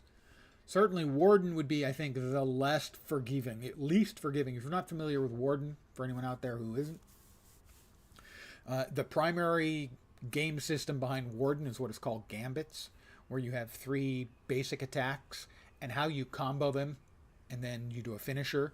So you might do a shield spear, and that'll do some damage, and it'll give you a heal over time. Shield or a heal. Can't remember, one of the two. Shield, spear, and another shield, and then execute the triple, and that will give you a bigger heal. And so you've got these 3 skills, shield, shout, and spear, and how you combo those together up to 5 different keystrokes in a row will give you a very, very different effect. It's a very complicated and interesting game system, but I can see where that would not be conducive to any kind of lag play. Years ago, when you're dealing with the lag spikes, I haven't made a character in Angmar yet. In the character select screen, I will make one suggestion. At level 11, I thought it was 12, but 11, the wraiths start showing up. I've only run into one so far. If you don't have a pet, and you're not ranged, and you don't have heals, you can get into trouble. Especially because they can spawn in the solo instances. And so, my brawler has died a fair amount to them. Melee class, no heals. Maybe if I'd spec'd into the blue line, I'd be better off. But I just like hitting things real hard. back to Hobbiton. And out of habit, I got off my horse.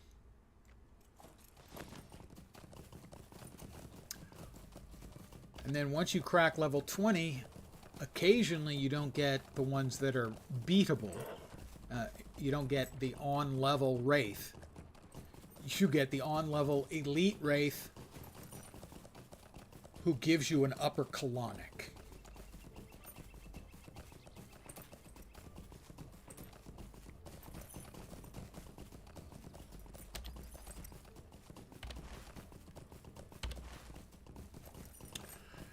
The oh shit runaway Wraith is good in theory. That doesn't work in the solo instances. Ain't no running away.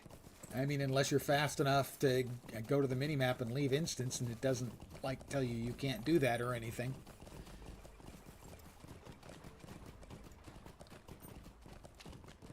And also, what usually triggers them to spawn is you're fighting something.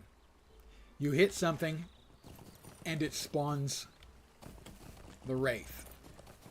So, for instance, I was in a solo instance fighting, I think, 3 batches of 3 orcs, and so I'm down to about 40% life, and I think I'm fine. Yeah, I wasn't fine. I was fine until I really suddenly wasn't fine. That is a follow from Tellare, or Tellare. Hope that is correct. You get my spiel.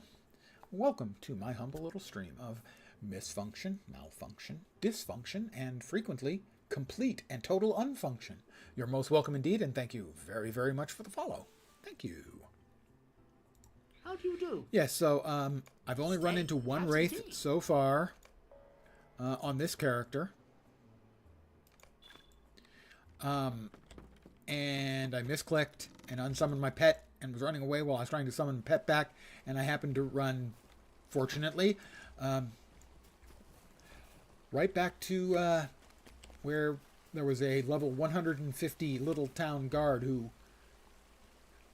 there wasn't even a shred of cloth of that Wraith left. Do we have anything now? Torn furs? Torn furs? No torn furs.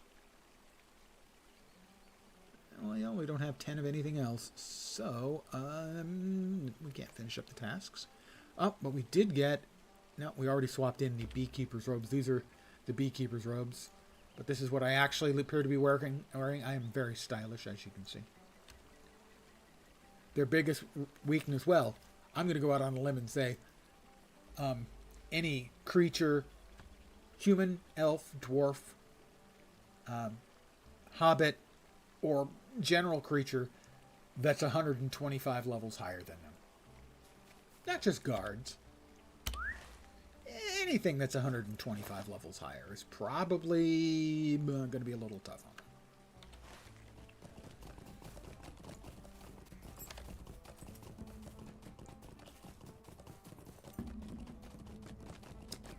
them. Alright, well, we're off to Woodhall. And probably scary.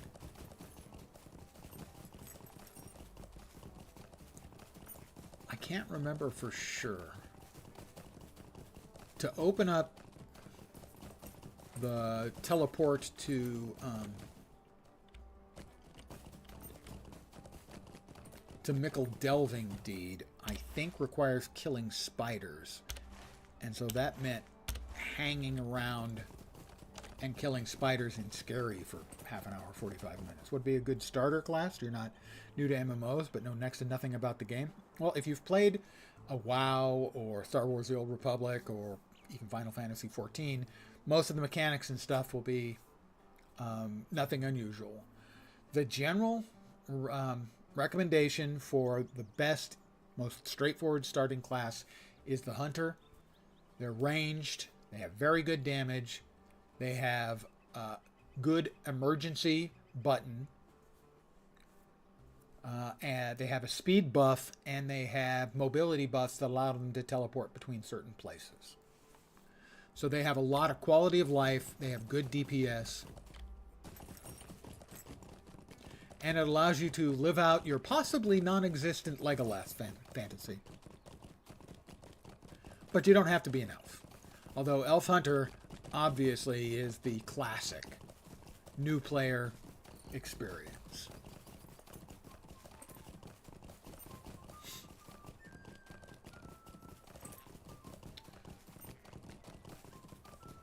Pardon the yawn.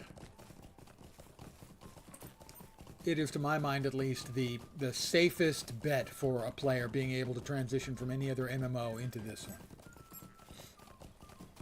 Well, if you strive to be as snobby as the elves, I believe you can buy the high elf race. Those are the ones who are the real snobs. I mean, the regular elves, they try to pull it off, but, you know, they're not Noldor. They're not the high elves.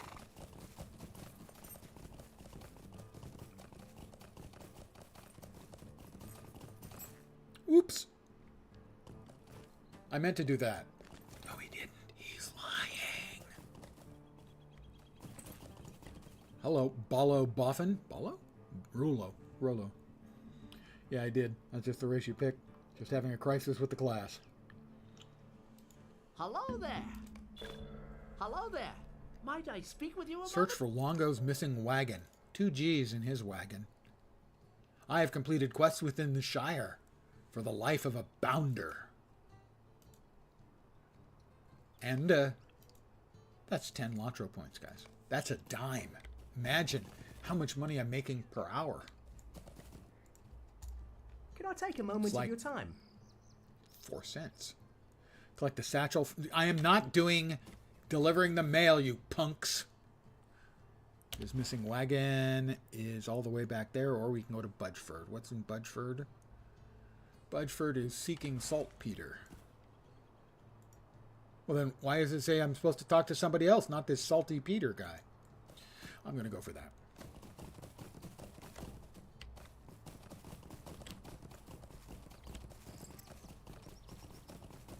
Salty Peter. Must be a game.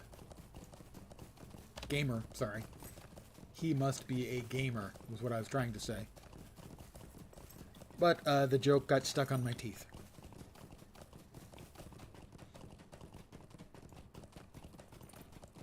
Now, there are some interesting racial and class options that can be purchased for the game. There's the High Elf. And they start...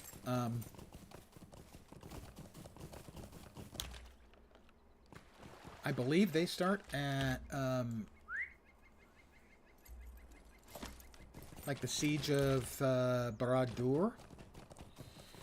There's a dwarf race where you start in the basement of Barad-dûr as an enslaved dwarf. Might I have a word I am with not picking up the mail for any of you jerks. Oh my god, they're so lazy. I can't. you? A lovely day, isn't it? It is a lovely Good day. day. Defeat Might I wolves have a in word with Paddafoot's you? fields. Okay, I can do that. Sure. Sure. Also, sure.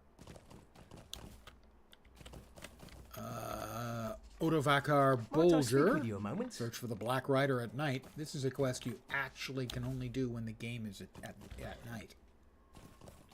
It's not actually a Black Rider. Spoiler! I know. I'm spoilering again. Wilmar Stand Bolger. and have Search some north tea. of Wilmar Bolger's home. There's one more quest down here.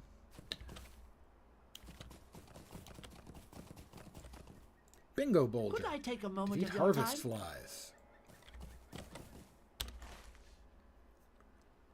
Alright, well, there's one up here. I'll do that one first. Don't even remember what it was. But I don't need to remember what it was. More copper.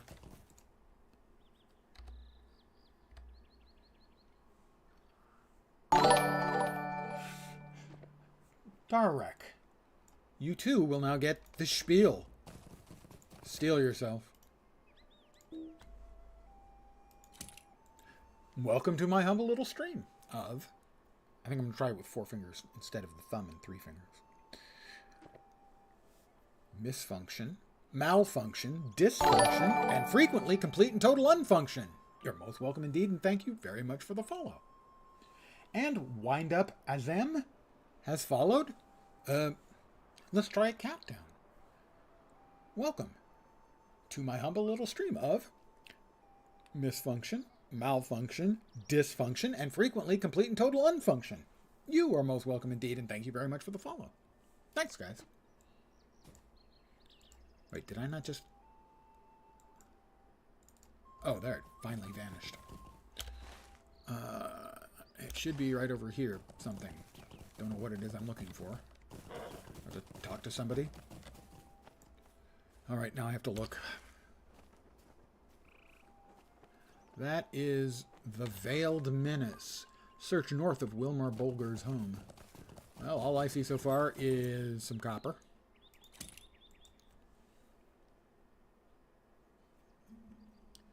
Oh, direct. That wasn't a follow. That was a sub. I don't have a spiel for subs yet. Now I feel inadequate. Not up to it. I'm a failure.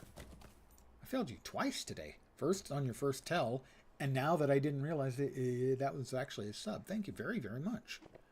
That is uncommonly kind and thoughtful. Are you certain you haven't suffered a recent head trauma? Just checking. Yes, the Lore Master rework obviously has me completely off my game. Wait. Search north.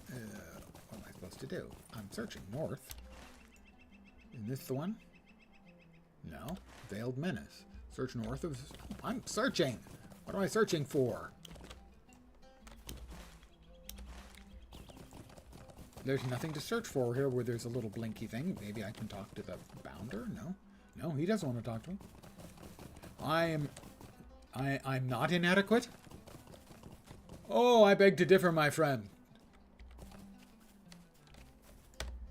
I wouldn't want me to do, let's say, neurosurgery on me. I am not up to that task. I am thoroughly inadequate to neurosurgery. And the Lore Master rework. That's true, I could wing it. I have a pretty good gift of gab, of bullshit, as it were. I could probably talk someone new. I know a little bit about the bits and pieces. A couple of references to, you know, medical terms that most people don't know. Malleus incus and stapes, philtrum, sternocleidomastoideus. Those are all real things. The first ones were the Latin names for the three bones in your inner ear. Second one, the philtrum, is this little two lines, the divot that runs down from your nose to your mouth. And the third thing is the muscle that runs from your sternum to your clavicle to your mastoid process. That's the sternocleidomastoideus. I learned that stuff in junior high school. Don't ask me to remember anything goddamn useful. No, the trivia for the Mr. Snow's frickin' science class. Yeah, that's never going anywhere.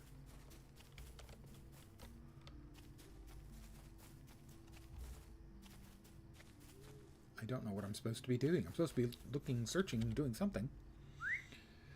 How is milk the fastest liquid on Earth? Because it's pasteurized before you can even see it. Is my stream going to turn into one of these where the people attempt to pun me into pain?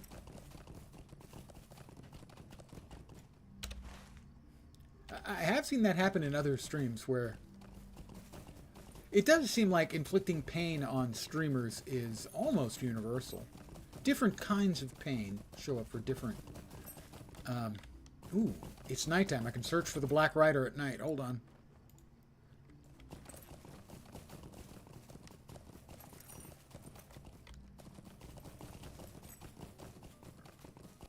Or perhaps it's just because I'm an old guy. Everyone assumes, well... Dad jokes, obviously.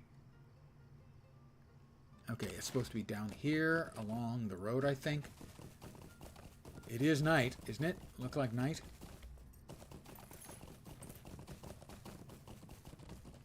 Come on, where's the Black Rider?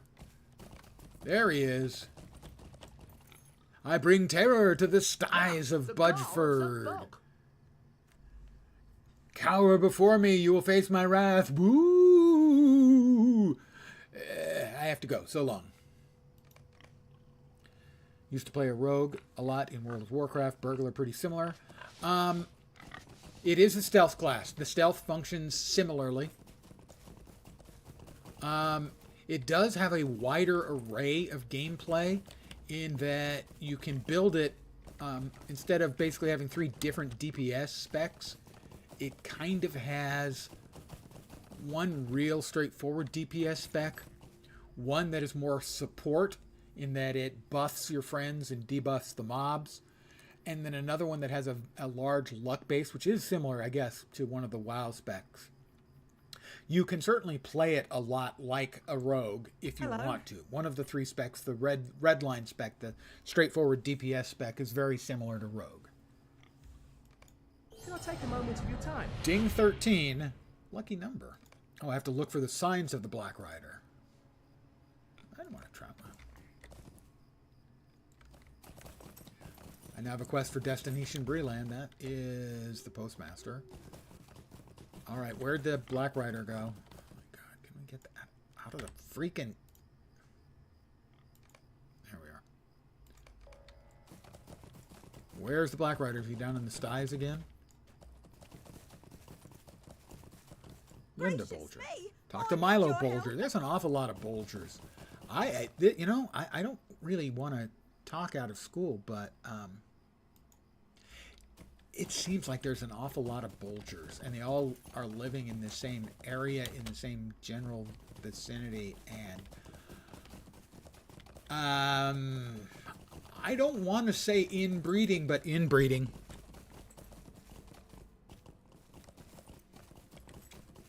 How is Mariner? I have only played a little bit of Mariner, so I didn't get deep enough into it to really be able to draw a conclusion.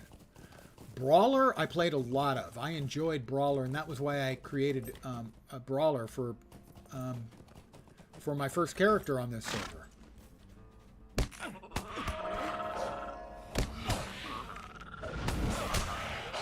It was because I enjoyed the class so much. Mariner didn't grab me, but then I did not get very deep into it, so that's not a fair sort of statement by me. That should not be taken as any kind of plus or minus.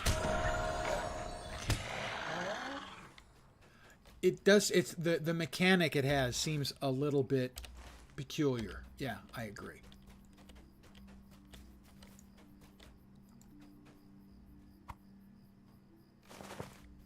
It seems like like they got the idea from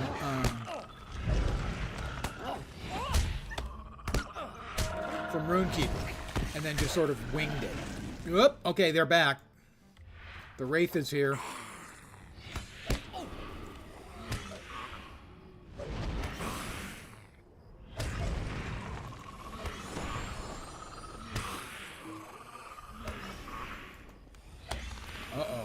Time to run. This is me running away from the Wraith, as he burned through my Wraith in a big hurry. No, not out of nowhere. In the middle of a fight. They pop up when you whack something. Could you bugger off, sir? Thank you. I would be grateful if you could bugger off.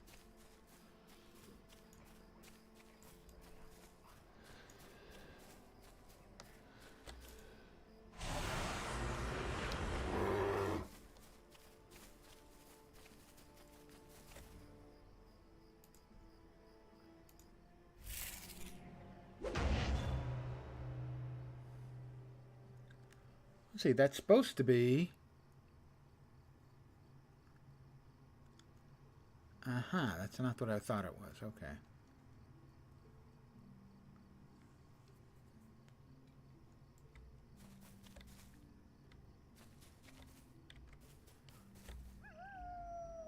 Well, one thing at higher levels Burglar has is Burglar has basically a flop.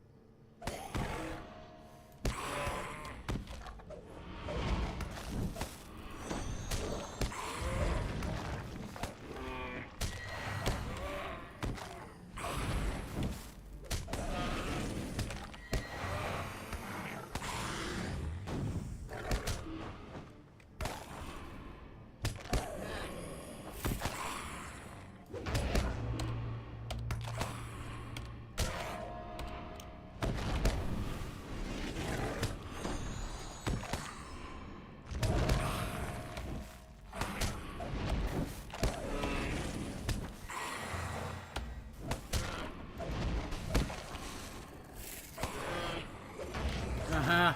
Got him. This time I got him.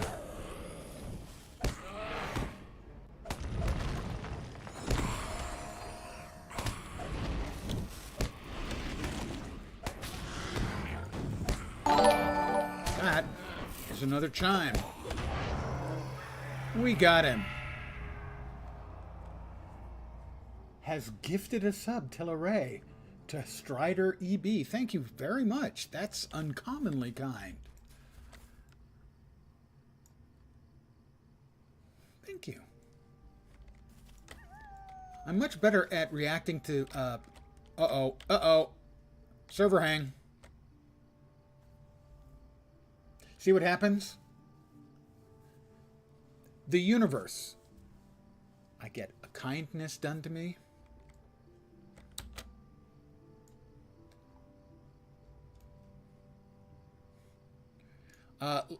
Last night, this is the third time it happened. Last night it happened while I was in mid-jump over a fence.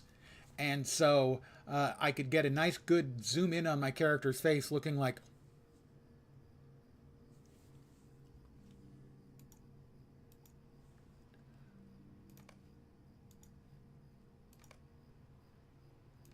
I'm going to lose the loot too, I think. Well, we'll see. So I'm just going to go ahead and log out. So that's 3.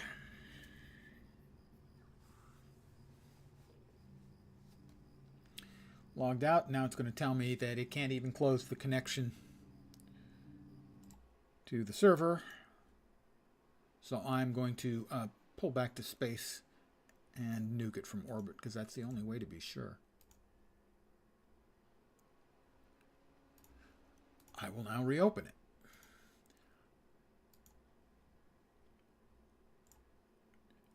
At least it waited until after I'd killed the Wraith. And I think it looked like it had moved me. I had moved outside of the pen where the wolves were spawning.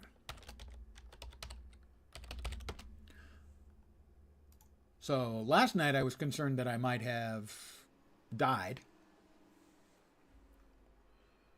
And it is certainly still a possibility, but I have no particular reason to think that I would have died. It's cleaning up the old connection. You know what would have been better? SSG? If you hadn't had to clean up the old connection. Hi guys, awful lot of you around here tonight. Thank you. I appreciate that. You are too kind. Have I lost my chasing of the title? Tillaray has now subscribed at tier 1. That's 2. Thank you. Thank you very, very much. I really appreciate that.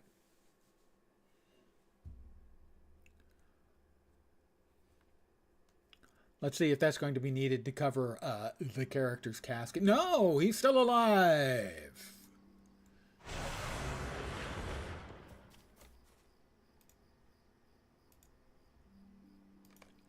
No problem at all. Had it the whole way. Was never concerned. If that had happened literally 15 seconds earlier, I would have died.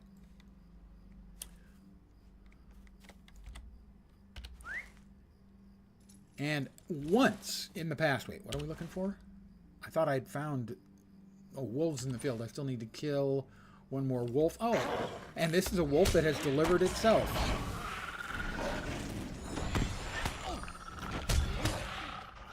That's the wolves I needed. Once before, way back, it would have been early in Moria, when they had just added Runekeepers. And I was working on my Runekeeper, a dwarf, leveling him up in Arid Luin. He was fighting the undead, if you're familiar with that area. And he was at 19.9 level. And I disconnected. And so that is a character who did not get the Deathless title at level 20.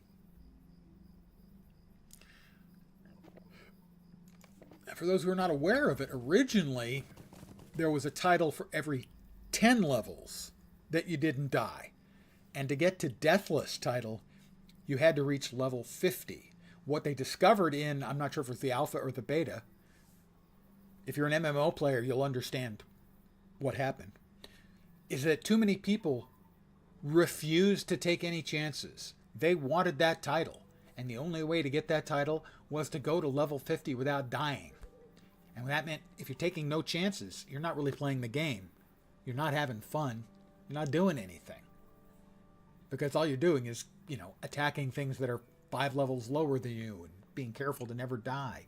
So they changed it so that there were 5 titles. Instead of every 10 levels, they come at like 5, 10, 13, 16, and 20 or something like that. The last one at 20.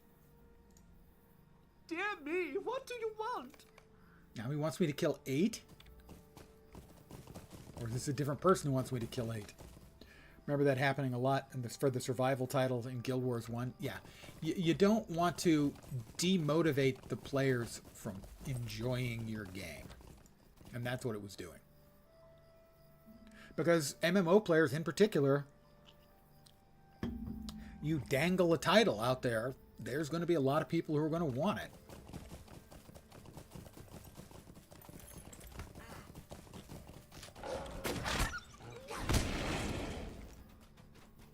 All right, well, there's 3 of us running around.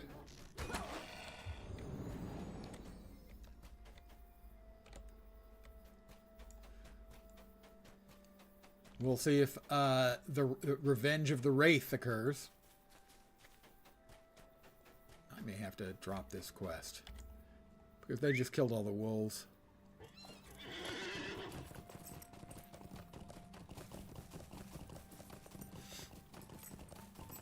Gamers in general, you can't always guarantee how they're going to react to a challenge like that. Sometimes people are going to go, no biggie.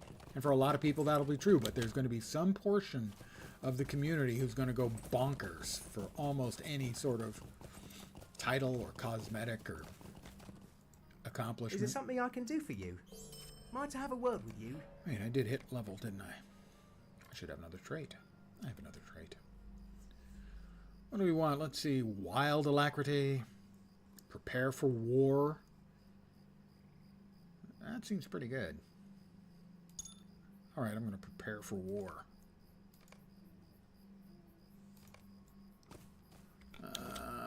Who's down here? A lovely Bring the day, saltpeter isn't it? to Hyacinth Took.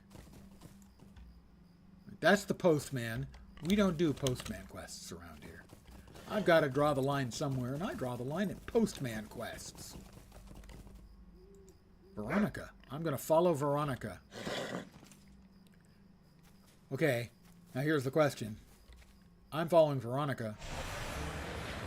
But am I escorting Veronica, or is she escorting me? Follow in your footsteps and make a lore master. It is a very fun class. You have a lot of different options. I mean, historically, you can do a little bit of healing. You've got very good buffing and debuffing skills.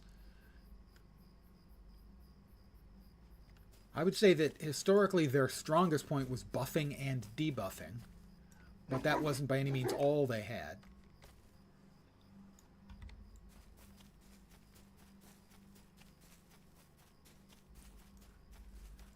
I would think without any sort of pet, or at least not direct pet. Maybe they still have like pet-like functions where they can temporarily summon a pet. I don't know now. Redline may no longer be fun unless you want something a little bit more pure magey. And I wouldn't suggest the yellow option, yellow line option, unless you're going to be playing in a group. And you can have multiple specs and swap between them. Where's Veronica? Veronica, where the hell are you going? Ever get to use a sword? There was a skill, and I'm going to assume it's still involved. Exactly. There was a skill for dual wielding staff and sword.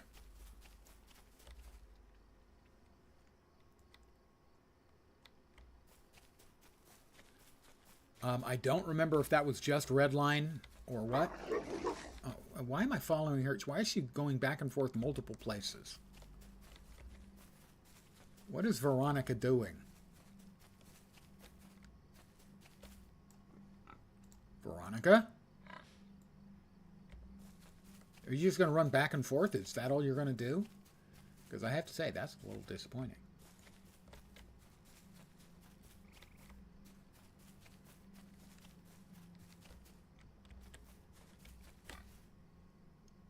It looks like that's all Veronica is going to do. What do you need? Who am I supposed to bring the black cloak to? Show the black cloak to Fallowhide. That direction. Let me see. Let's look at the traits. So if we go to the second trait option, change trait configuration. Yes. How many pets are available? Of the sort of the combat pets, the functional pets, I think it's like 5. There's the bear. There's the walking mud ball and sticks. There's the eagle, which has a res. There's the raven, which is a buffing and debuffing pet. There's a stealth cat. I know there's that many. There may be additional ones. So here's the red line. Staff sweep.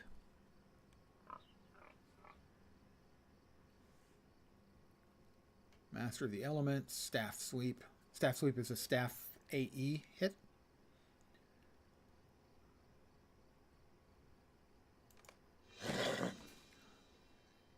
What the hell just happened? It unspecced me. What the... Oh, no. 2. There we go. Yes. Take me back. There we go. I wanted to check and see... These are the skills. Used to be you could see what skills you were going to get later. I'm trying to see if the staff and sword dual wield is available for the pet line. I'm not sure is the answer, sadly. Sorry, I failed you. There are also an extremely large number, don't worry, it didn't freeze up, of cosmetic pets. I mean, an extremely large number of cosmetic pets. Mudball with sticks. Well,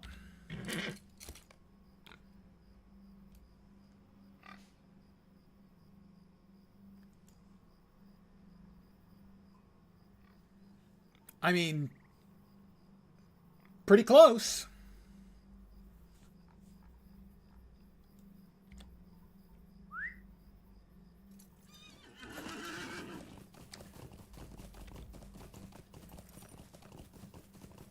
It does look a little bit like a long-legged turtle. Yeah, I agree. A terrifyingly long-legged one.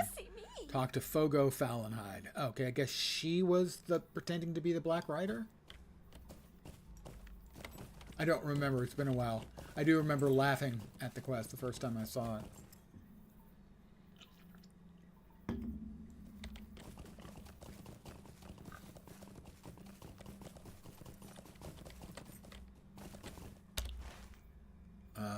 all the way in stock, huh? Well, what other quests do we have? Fate of the Black Rider.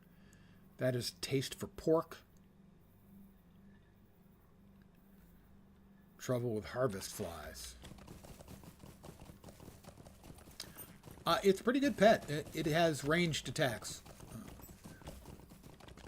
That's the postman. Yeah, he can always ring twice. I got his. You can always ring twice right here. Crop Scourge. Ooh, he's a special. He should have a nice drop, I think.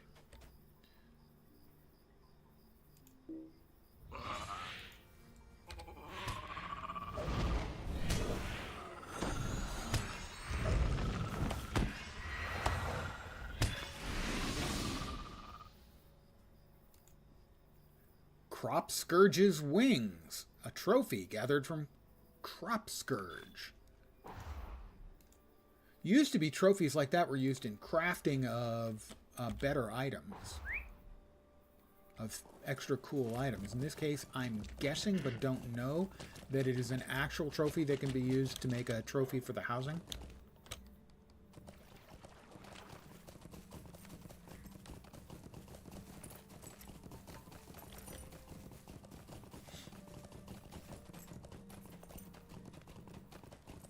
It has been a while since I have run character through Is there something I can do? the Hobbit starting areas. I'm now in stock. The next two towns over there is Lock and over there is Barrel. Stay and have some tea. Talk to Farmer Maggot. Not the most felicitous of names, I have to say. Oh, mercy me. No, he was the guy who was pretending to be the Black Rider. Could I Golden take Perch. a moment of your time? Yeah, I mean, the game is dated. Certainly the character models are dated. I will say that the architectural modeling, however, really holds up. Hold on a sec. Excuse me.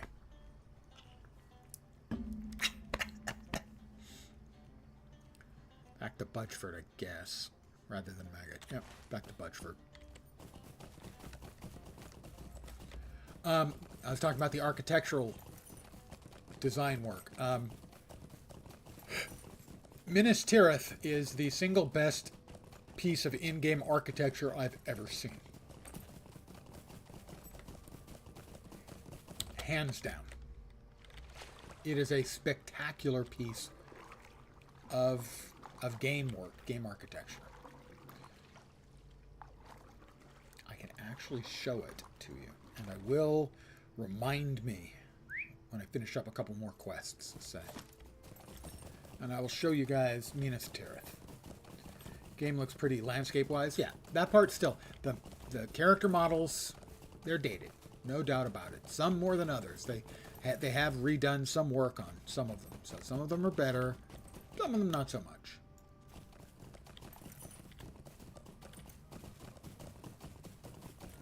And here comes another yawn. Oh my god. Odovakar. Bolger. What do you need? Bolger's robe. Well, looks like it's probably going to be the same model as one I'm already wearing, but it has a Vit, which gives me like 10 hit points. So. And the new one is... It looks different. I look cooler now. Haha. And we go with the cosmetics, you'll see. That is one fine, fine-looking hobbit. One fine-looking piece of hobbit meat. Noticed a weird graphical glitch on High Elves when you select Mariner on the splash screen for them. Is what I'm assuming. Quarry. Well, we've got another... What is that? That's the Veiled Menace. I searched there already. What am I looking for? The arrow came from an area near the hedge gate. Actually, to search the place where he thinks the arrow came from. All right. Or their neck was a different texture or something. Well, they do have stiff necks, so that might account for it. Oh, elf smack talk.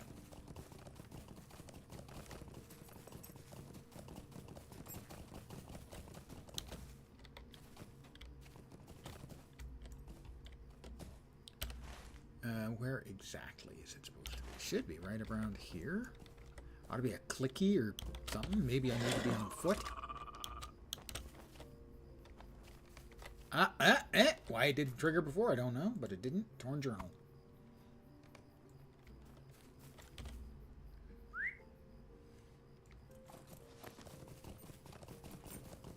Generally speaking, Hobbit questing is slower than the other races. You do a lot of back and forthing. Hello there. Could I take a moment Collect of your journal time? leaves.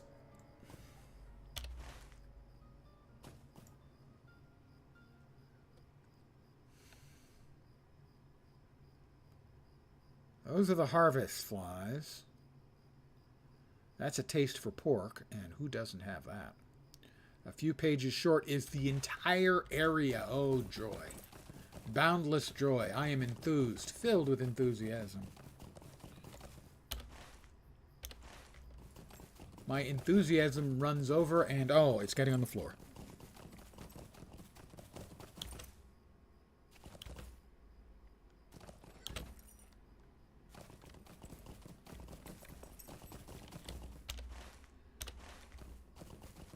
All right, flies and pages.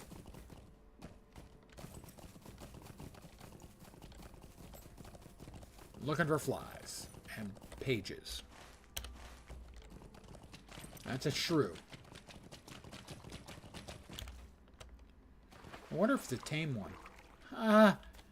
Never mind.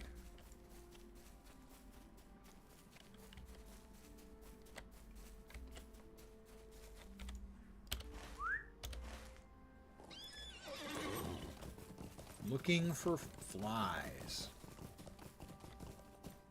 Will these wolves count towards the wolves I need to kill? I don't know. Let's find out.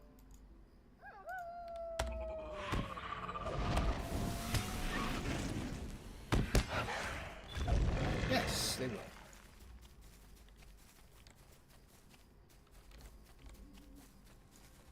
Well, since I need more wolves, we're gonna whack wolves. Time to do a little wolf whacking.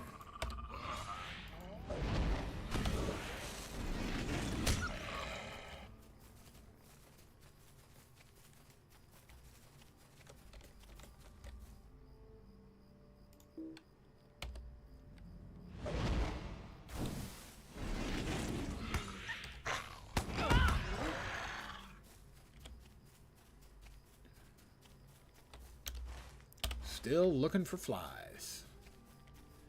There's a hill somewhere around here that has a bunch of flies. I can't remember where. There, maybe. Oh, we got another wolf. It's a wascoey wolf.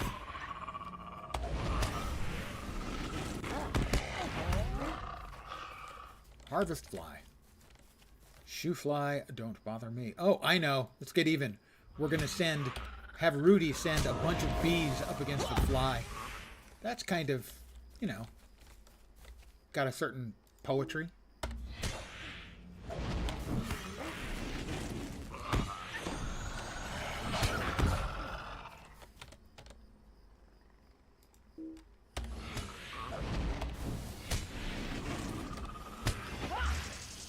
Oh, guess who? It's the Wraith.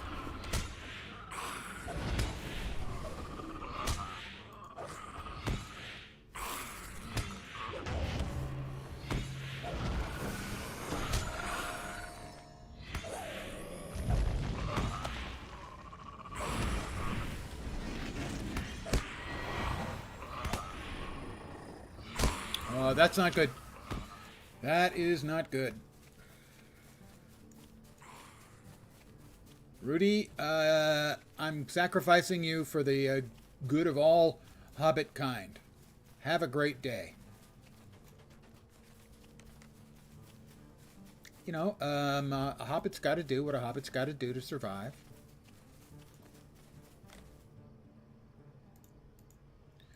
There goes the Wraith chickening out. Okay, so Rudy, it turns out, cannot keep aggro on the Wraith.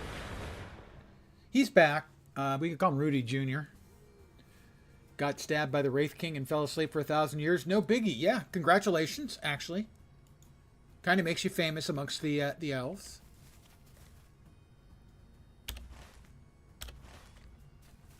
You know, most people get stabbed by the Wraith King. The Witch King, they just die. The lucky ones just die. The unlucky ones, well...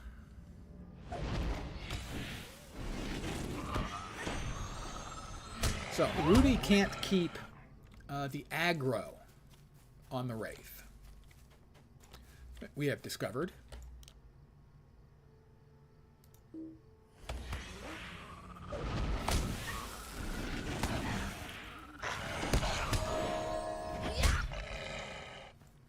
Whereas the bear can.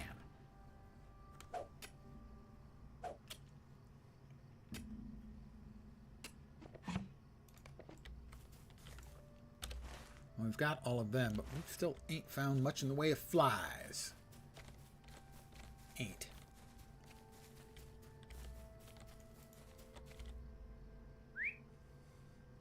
All of a sudden, I'll talk all rural like, well, we ain't found much sign of them. Flies. Oh, harvest fly. All I had to do was say that. Rudy? I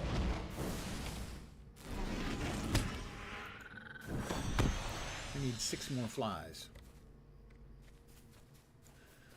I think that's the hill that has a bunch of flies and might, possibly, also have some scholar maps.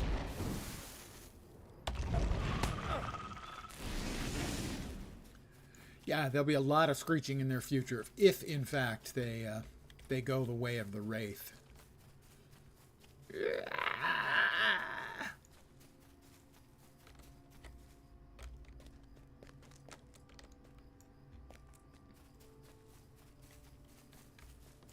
We have another quest over there. That is a postman. I've told these guys. How many times do I have to tell these guys? I don't deliver your freaking mail. So stop asking.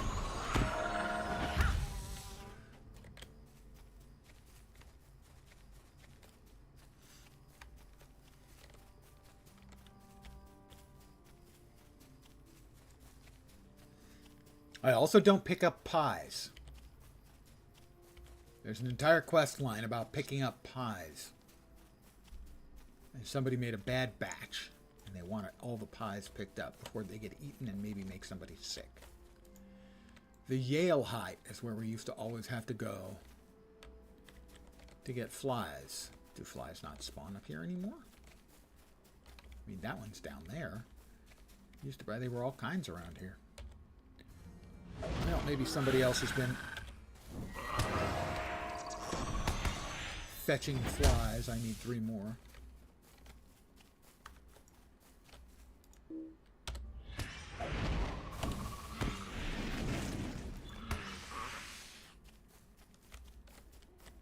Two more.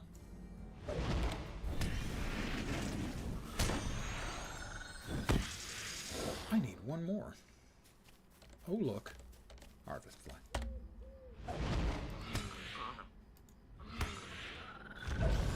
That is the harvest flies. I have murdered, tidied up the harvest fly problem. We'll head over here to stock. I think I've already grabbed the pony point here. That's stock. When I made the bad joke. Feel free to ask, which bad joke was that? Because... What do you need? All right, across to there.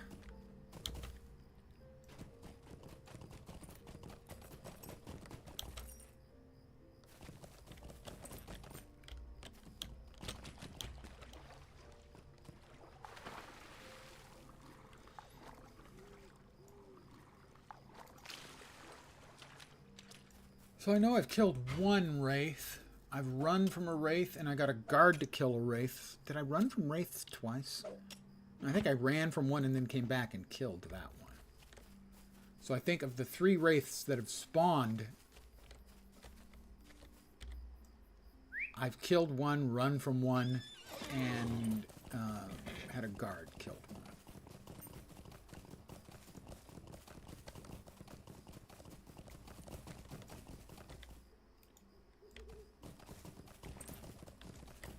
Milo? Dear Bulger's me, hooded what do you cloak? want? Or pork sausages? Well, I'm playing a hobbit. That answer's easy. Mercy me, will you hear me out? Talk to Linda Bulger.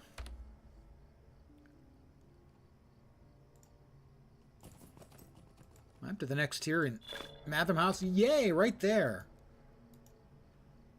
I am now an acquaintance of the Matham Society. I'll have to see if I can get in. And that should be 15 LotRO points, I think. A whole 15 cents worth. Yeah. Nope, just 5. What the hell? Thought it was 15. I'm being robbed. I'm being robbed here. Technically, probably not being robbed. Is there a preview option in the cosmetic shop? Control left click. So for instance, if I wanted to see what this looks like on me, that's what I look like. And that's what that thing looks like. Control left click. If that doesn't bring it up, then I don't believe there's a way of showing it. You are welcome.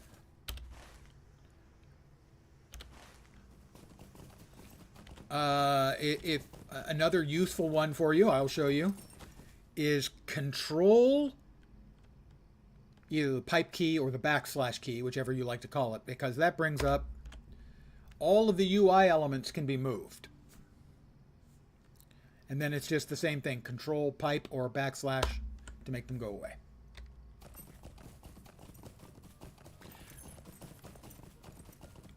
That was way ahead of its time. A rearrangeable UI was not a standard at that time. Good day. Good day. Good day. Good Might I have day. a word with you? Is that the postman? No. It's Bingo Bulger. Bingo Bulger. How do you do? Hard biscuits or Bulger. The used shoes. Companion bar was in the way of your chat. Yeah, that's one of the first ones I move. I move it to about here.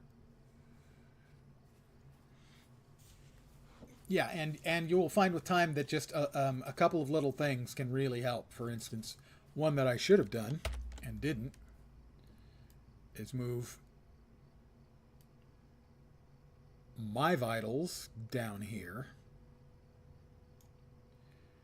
And let's see. Rudy's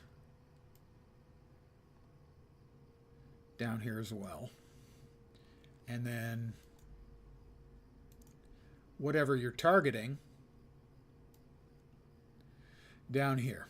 I generally like them a little bit more where I don't have to look up because the screens are so much bigger now.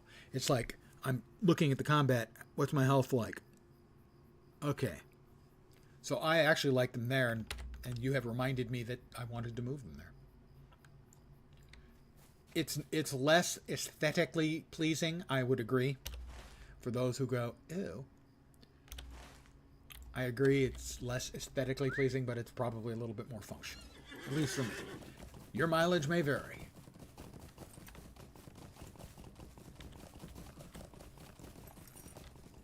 Oh, mercy me. Search the Yale height. I was just there, looking for the flies. Why can't you people make your minds up?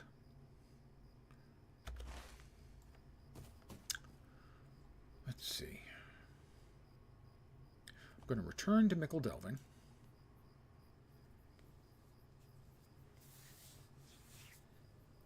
Ooh.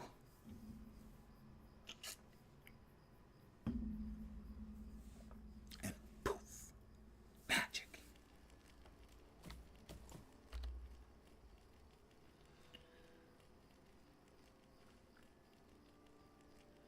It's possible that Crop Scourge's wing is just a money item, which would be disappointing.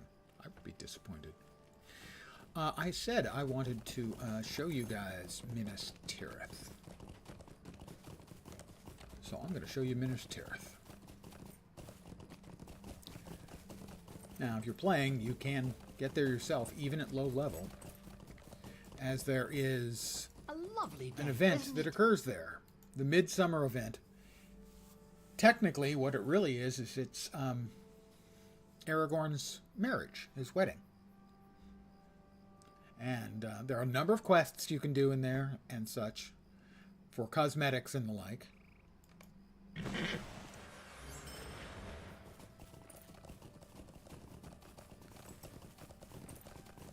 And we're off.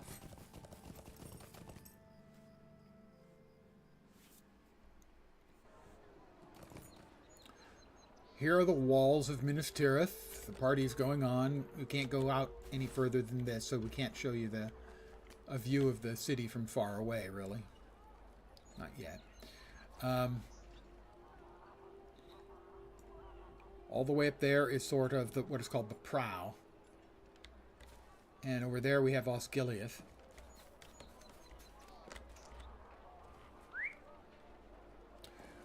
These were the gates, which were broken down by Grond, the great ram of Mordor, named after Morgoth's mace, Grond, Hammer of the Underworld.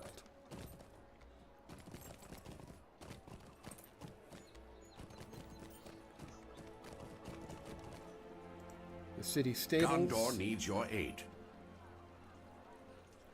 I can get a trip up to the high stables? Well, let's just go straight up to the high stables. There are 7 layers in the city, just like in the book. Like a cake.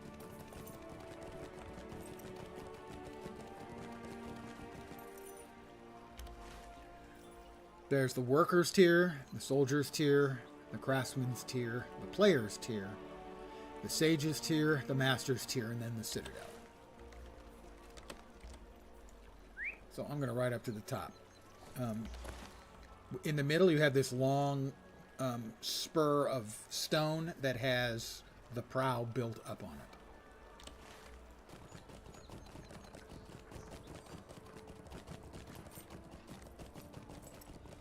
And at low levels, you can get here for the festival and do festival stuff. I think you can still do festival stuff.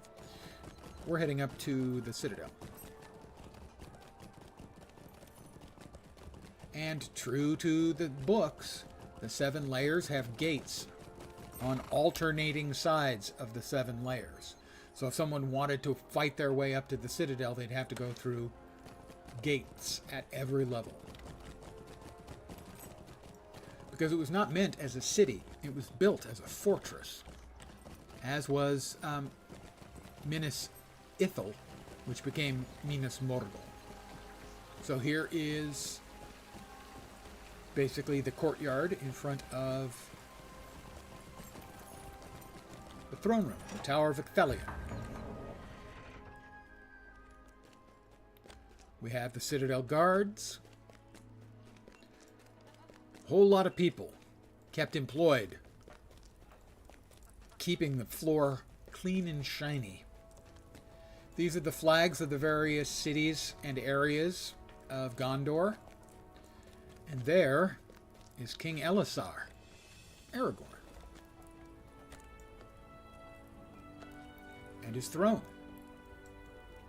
Frankly, he could use a shave. I mean, I'm sure he's got a lot going on. He's about to get married. All of a sudden, he's the king of Gondor. No longer a ranger. He's busy. But I mean, come on, a shave would not be too much. I am pleased you could Talk to return Rodwyn, my the city wedding with planner, war in the safely throne. behind us. There is a festival there every year, but you can go here for the marriage part at least, and I think the other stuff, the questing, year round. Most festivals are seasonal in Lord of the Rings Online, but they didn't want something important narratively like this to be just seasonal.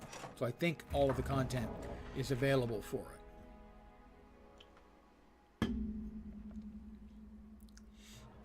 But there are other festivals.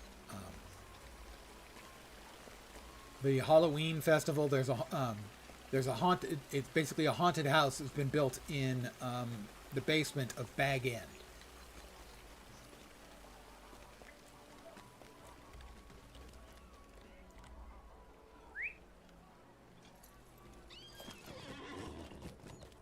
So you'll note all of the kings of Gondor, and I think the stewards as well, all have statues with information. I'm not sure if it's... I think it's the dates of their birth and death, not the dates of their reign. But, you know, all of them straight out of the books.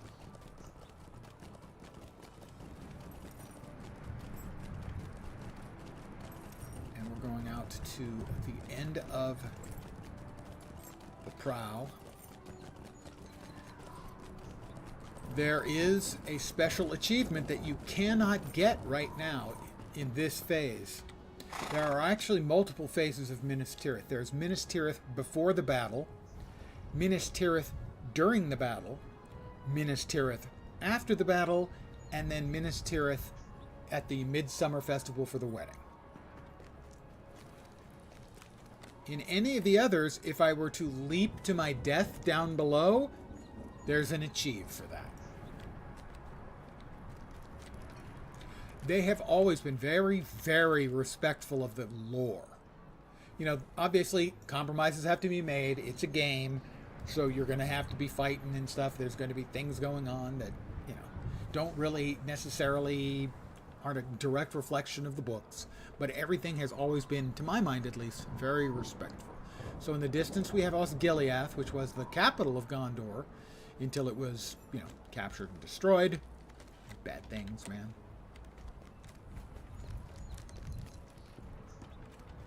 You can see the city down below. Note that this is all functional.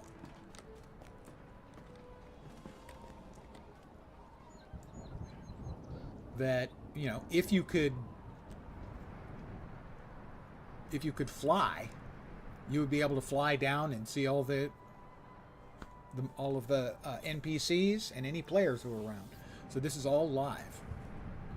None of this is like a cinematic background effect. It's all the actual in-game geometry.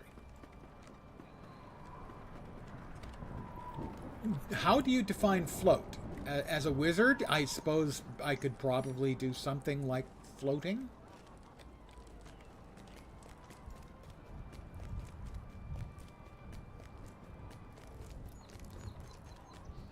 I would jump, but I've been trying to not die, remember? So, we can see the other side of the city below us. I think it is just an absolute masterpiece of game architecture. And indeed, I could float. I would just float at very close to terminal velocity. And in this particular case, terminal velocity would be quite literal.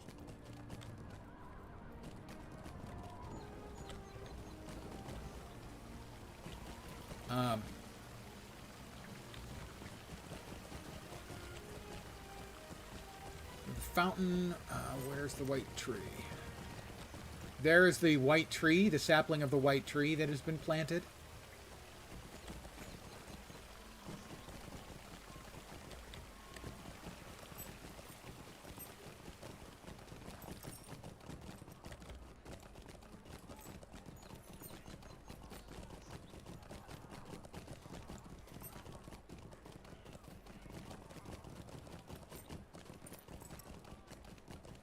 I thought Helm's Deep was like the best piece of in-game architecture I'd ever seen until the next expansion, maybe 2 expansions after, when they brought out Minas Tirith, which to me is a jaw-dropping piece of game architecture.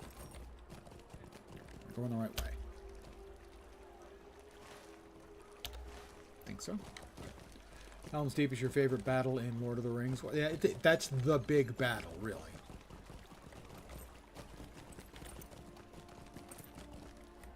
Sure, the Battle of Pelennor Fields, but the big one really is Helm's Deep in a lot of ways. So here again, I mean, here you can see the characters down there are dancing.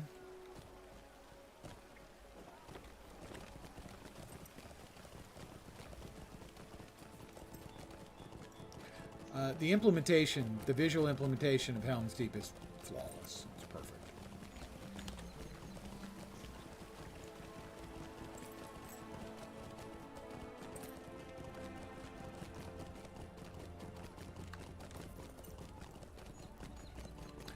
There is. Sadly, they're a little disappointing.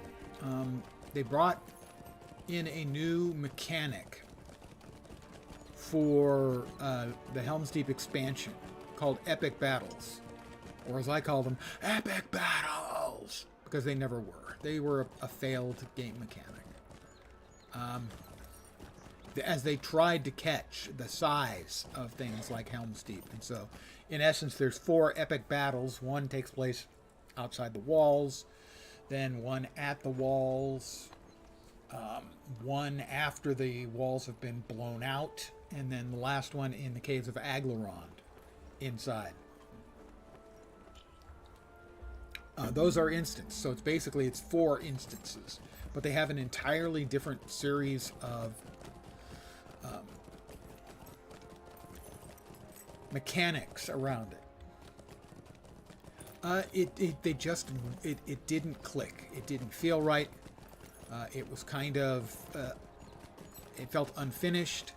It was grindy to advance because they built this whole system around it, and it wasn't popular. It just didn't seem to work.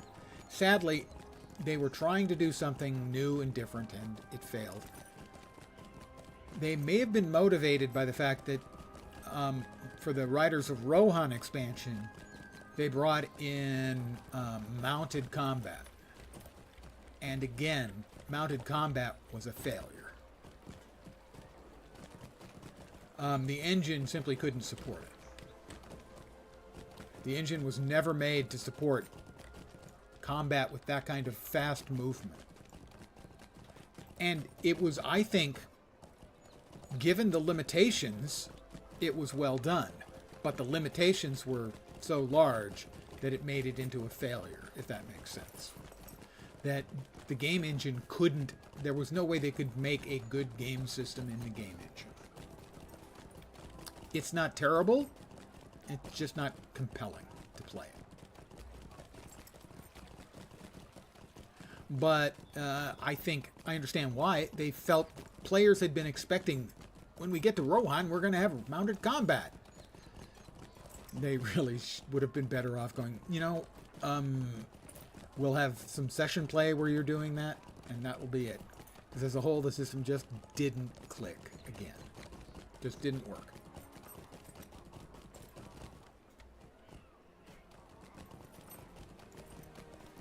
As an example of a system that did work, at least I thought so, is a system called skirmishes, which were small single-player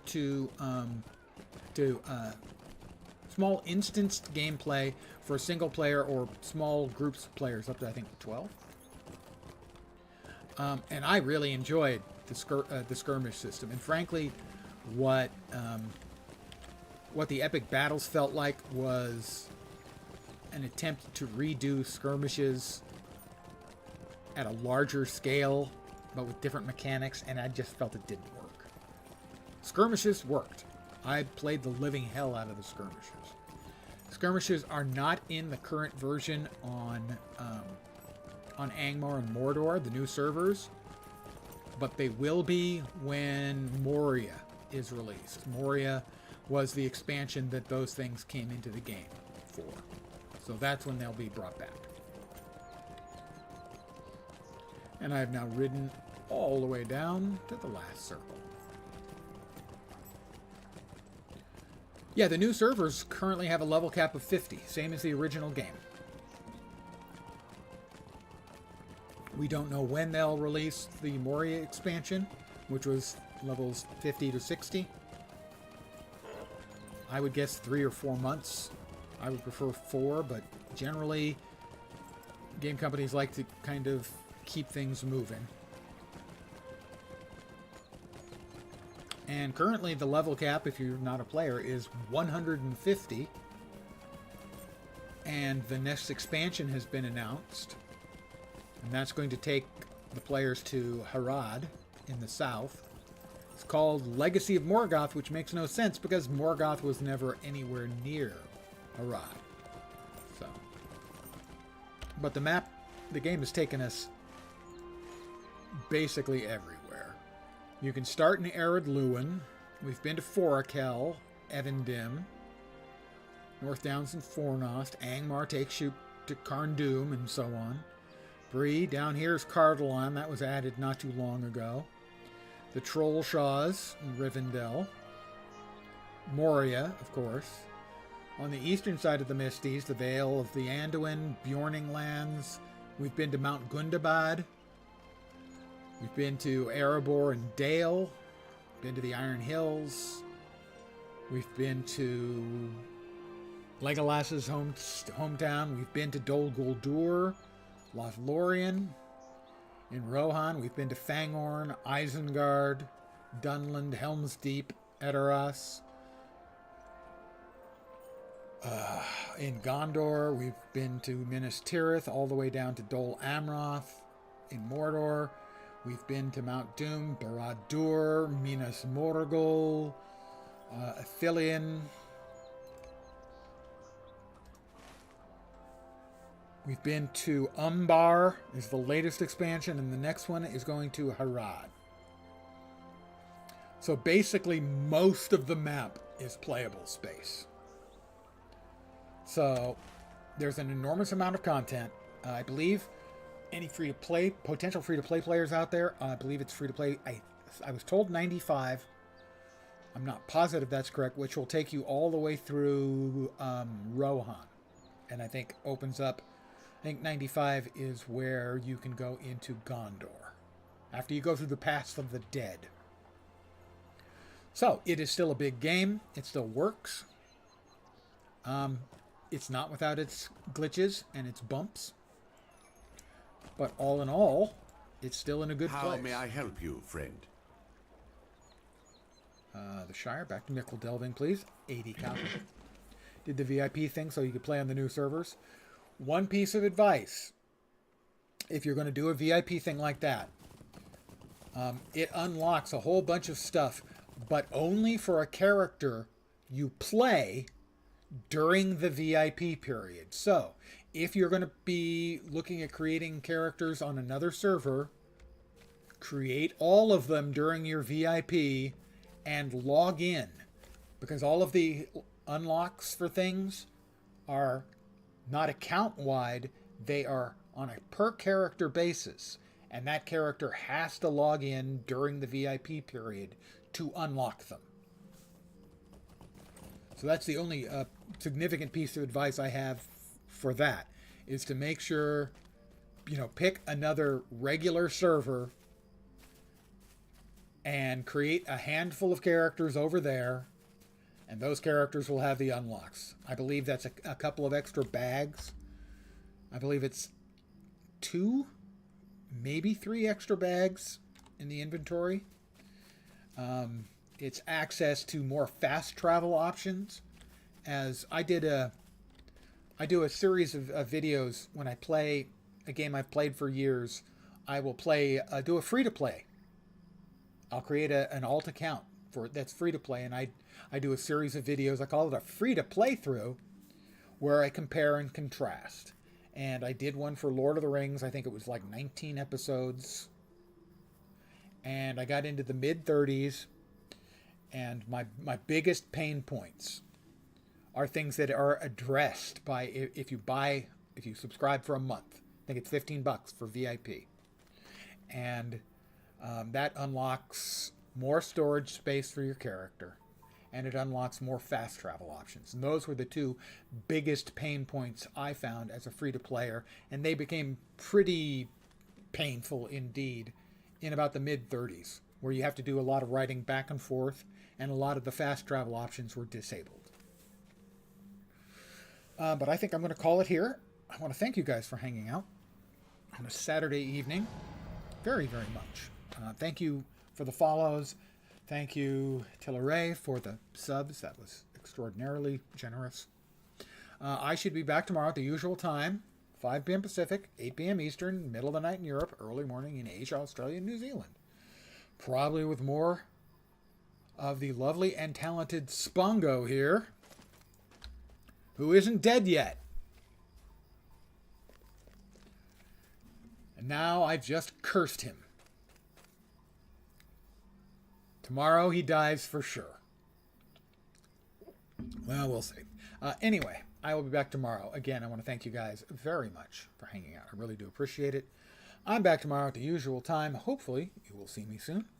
Have a great rest of your Saturday night, or very early Sunday morning, and an excellent Sunday as well. I'm back tomorrow. Take care, and ciao for now. Good night, guys. Thanks again.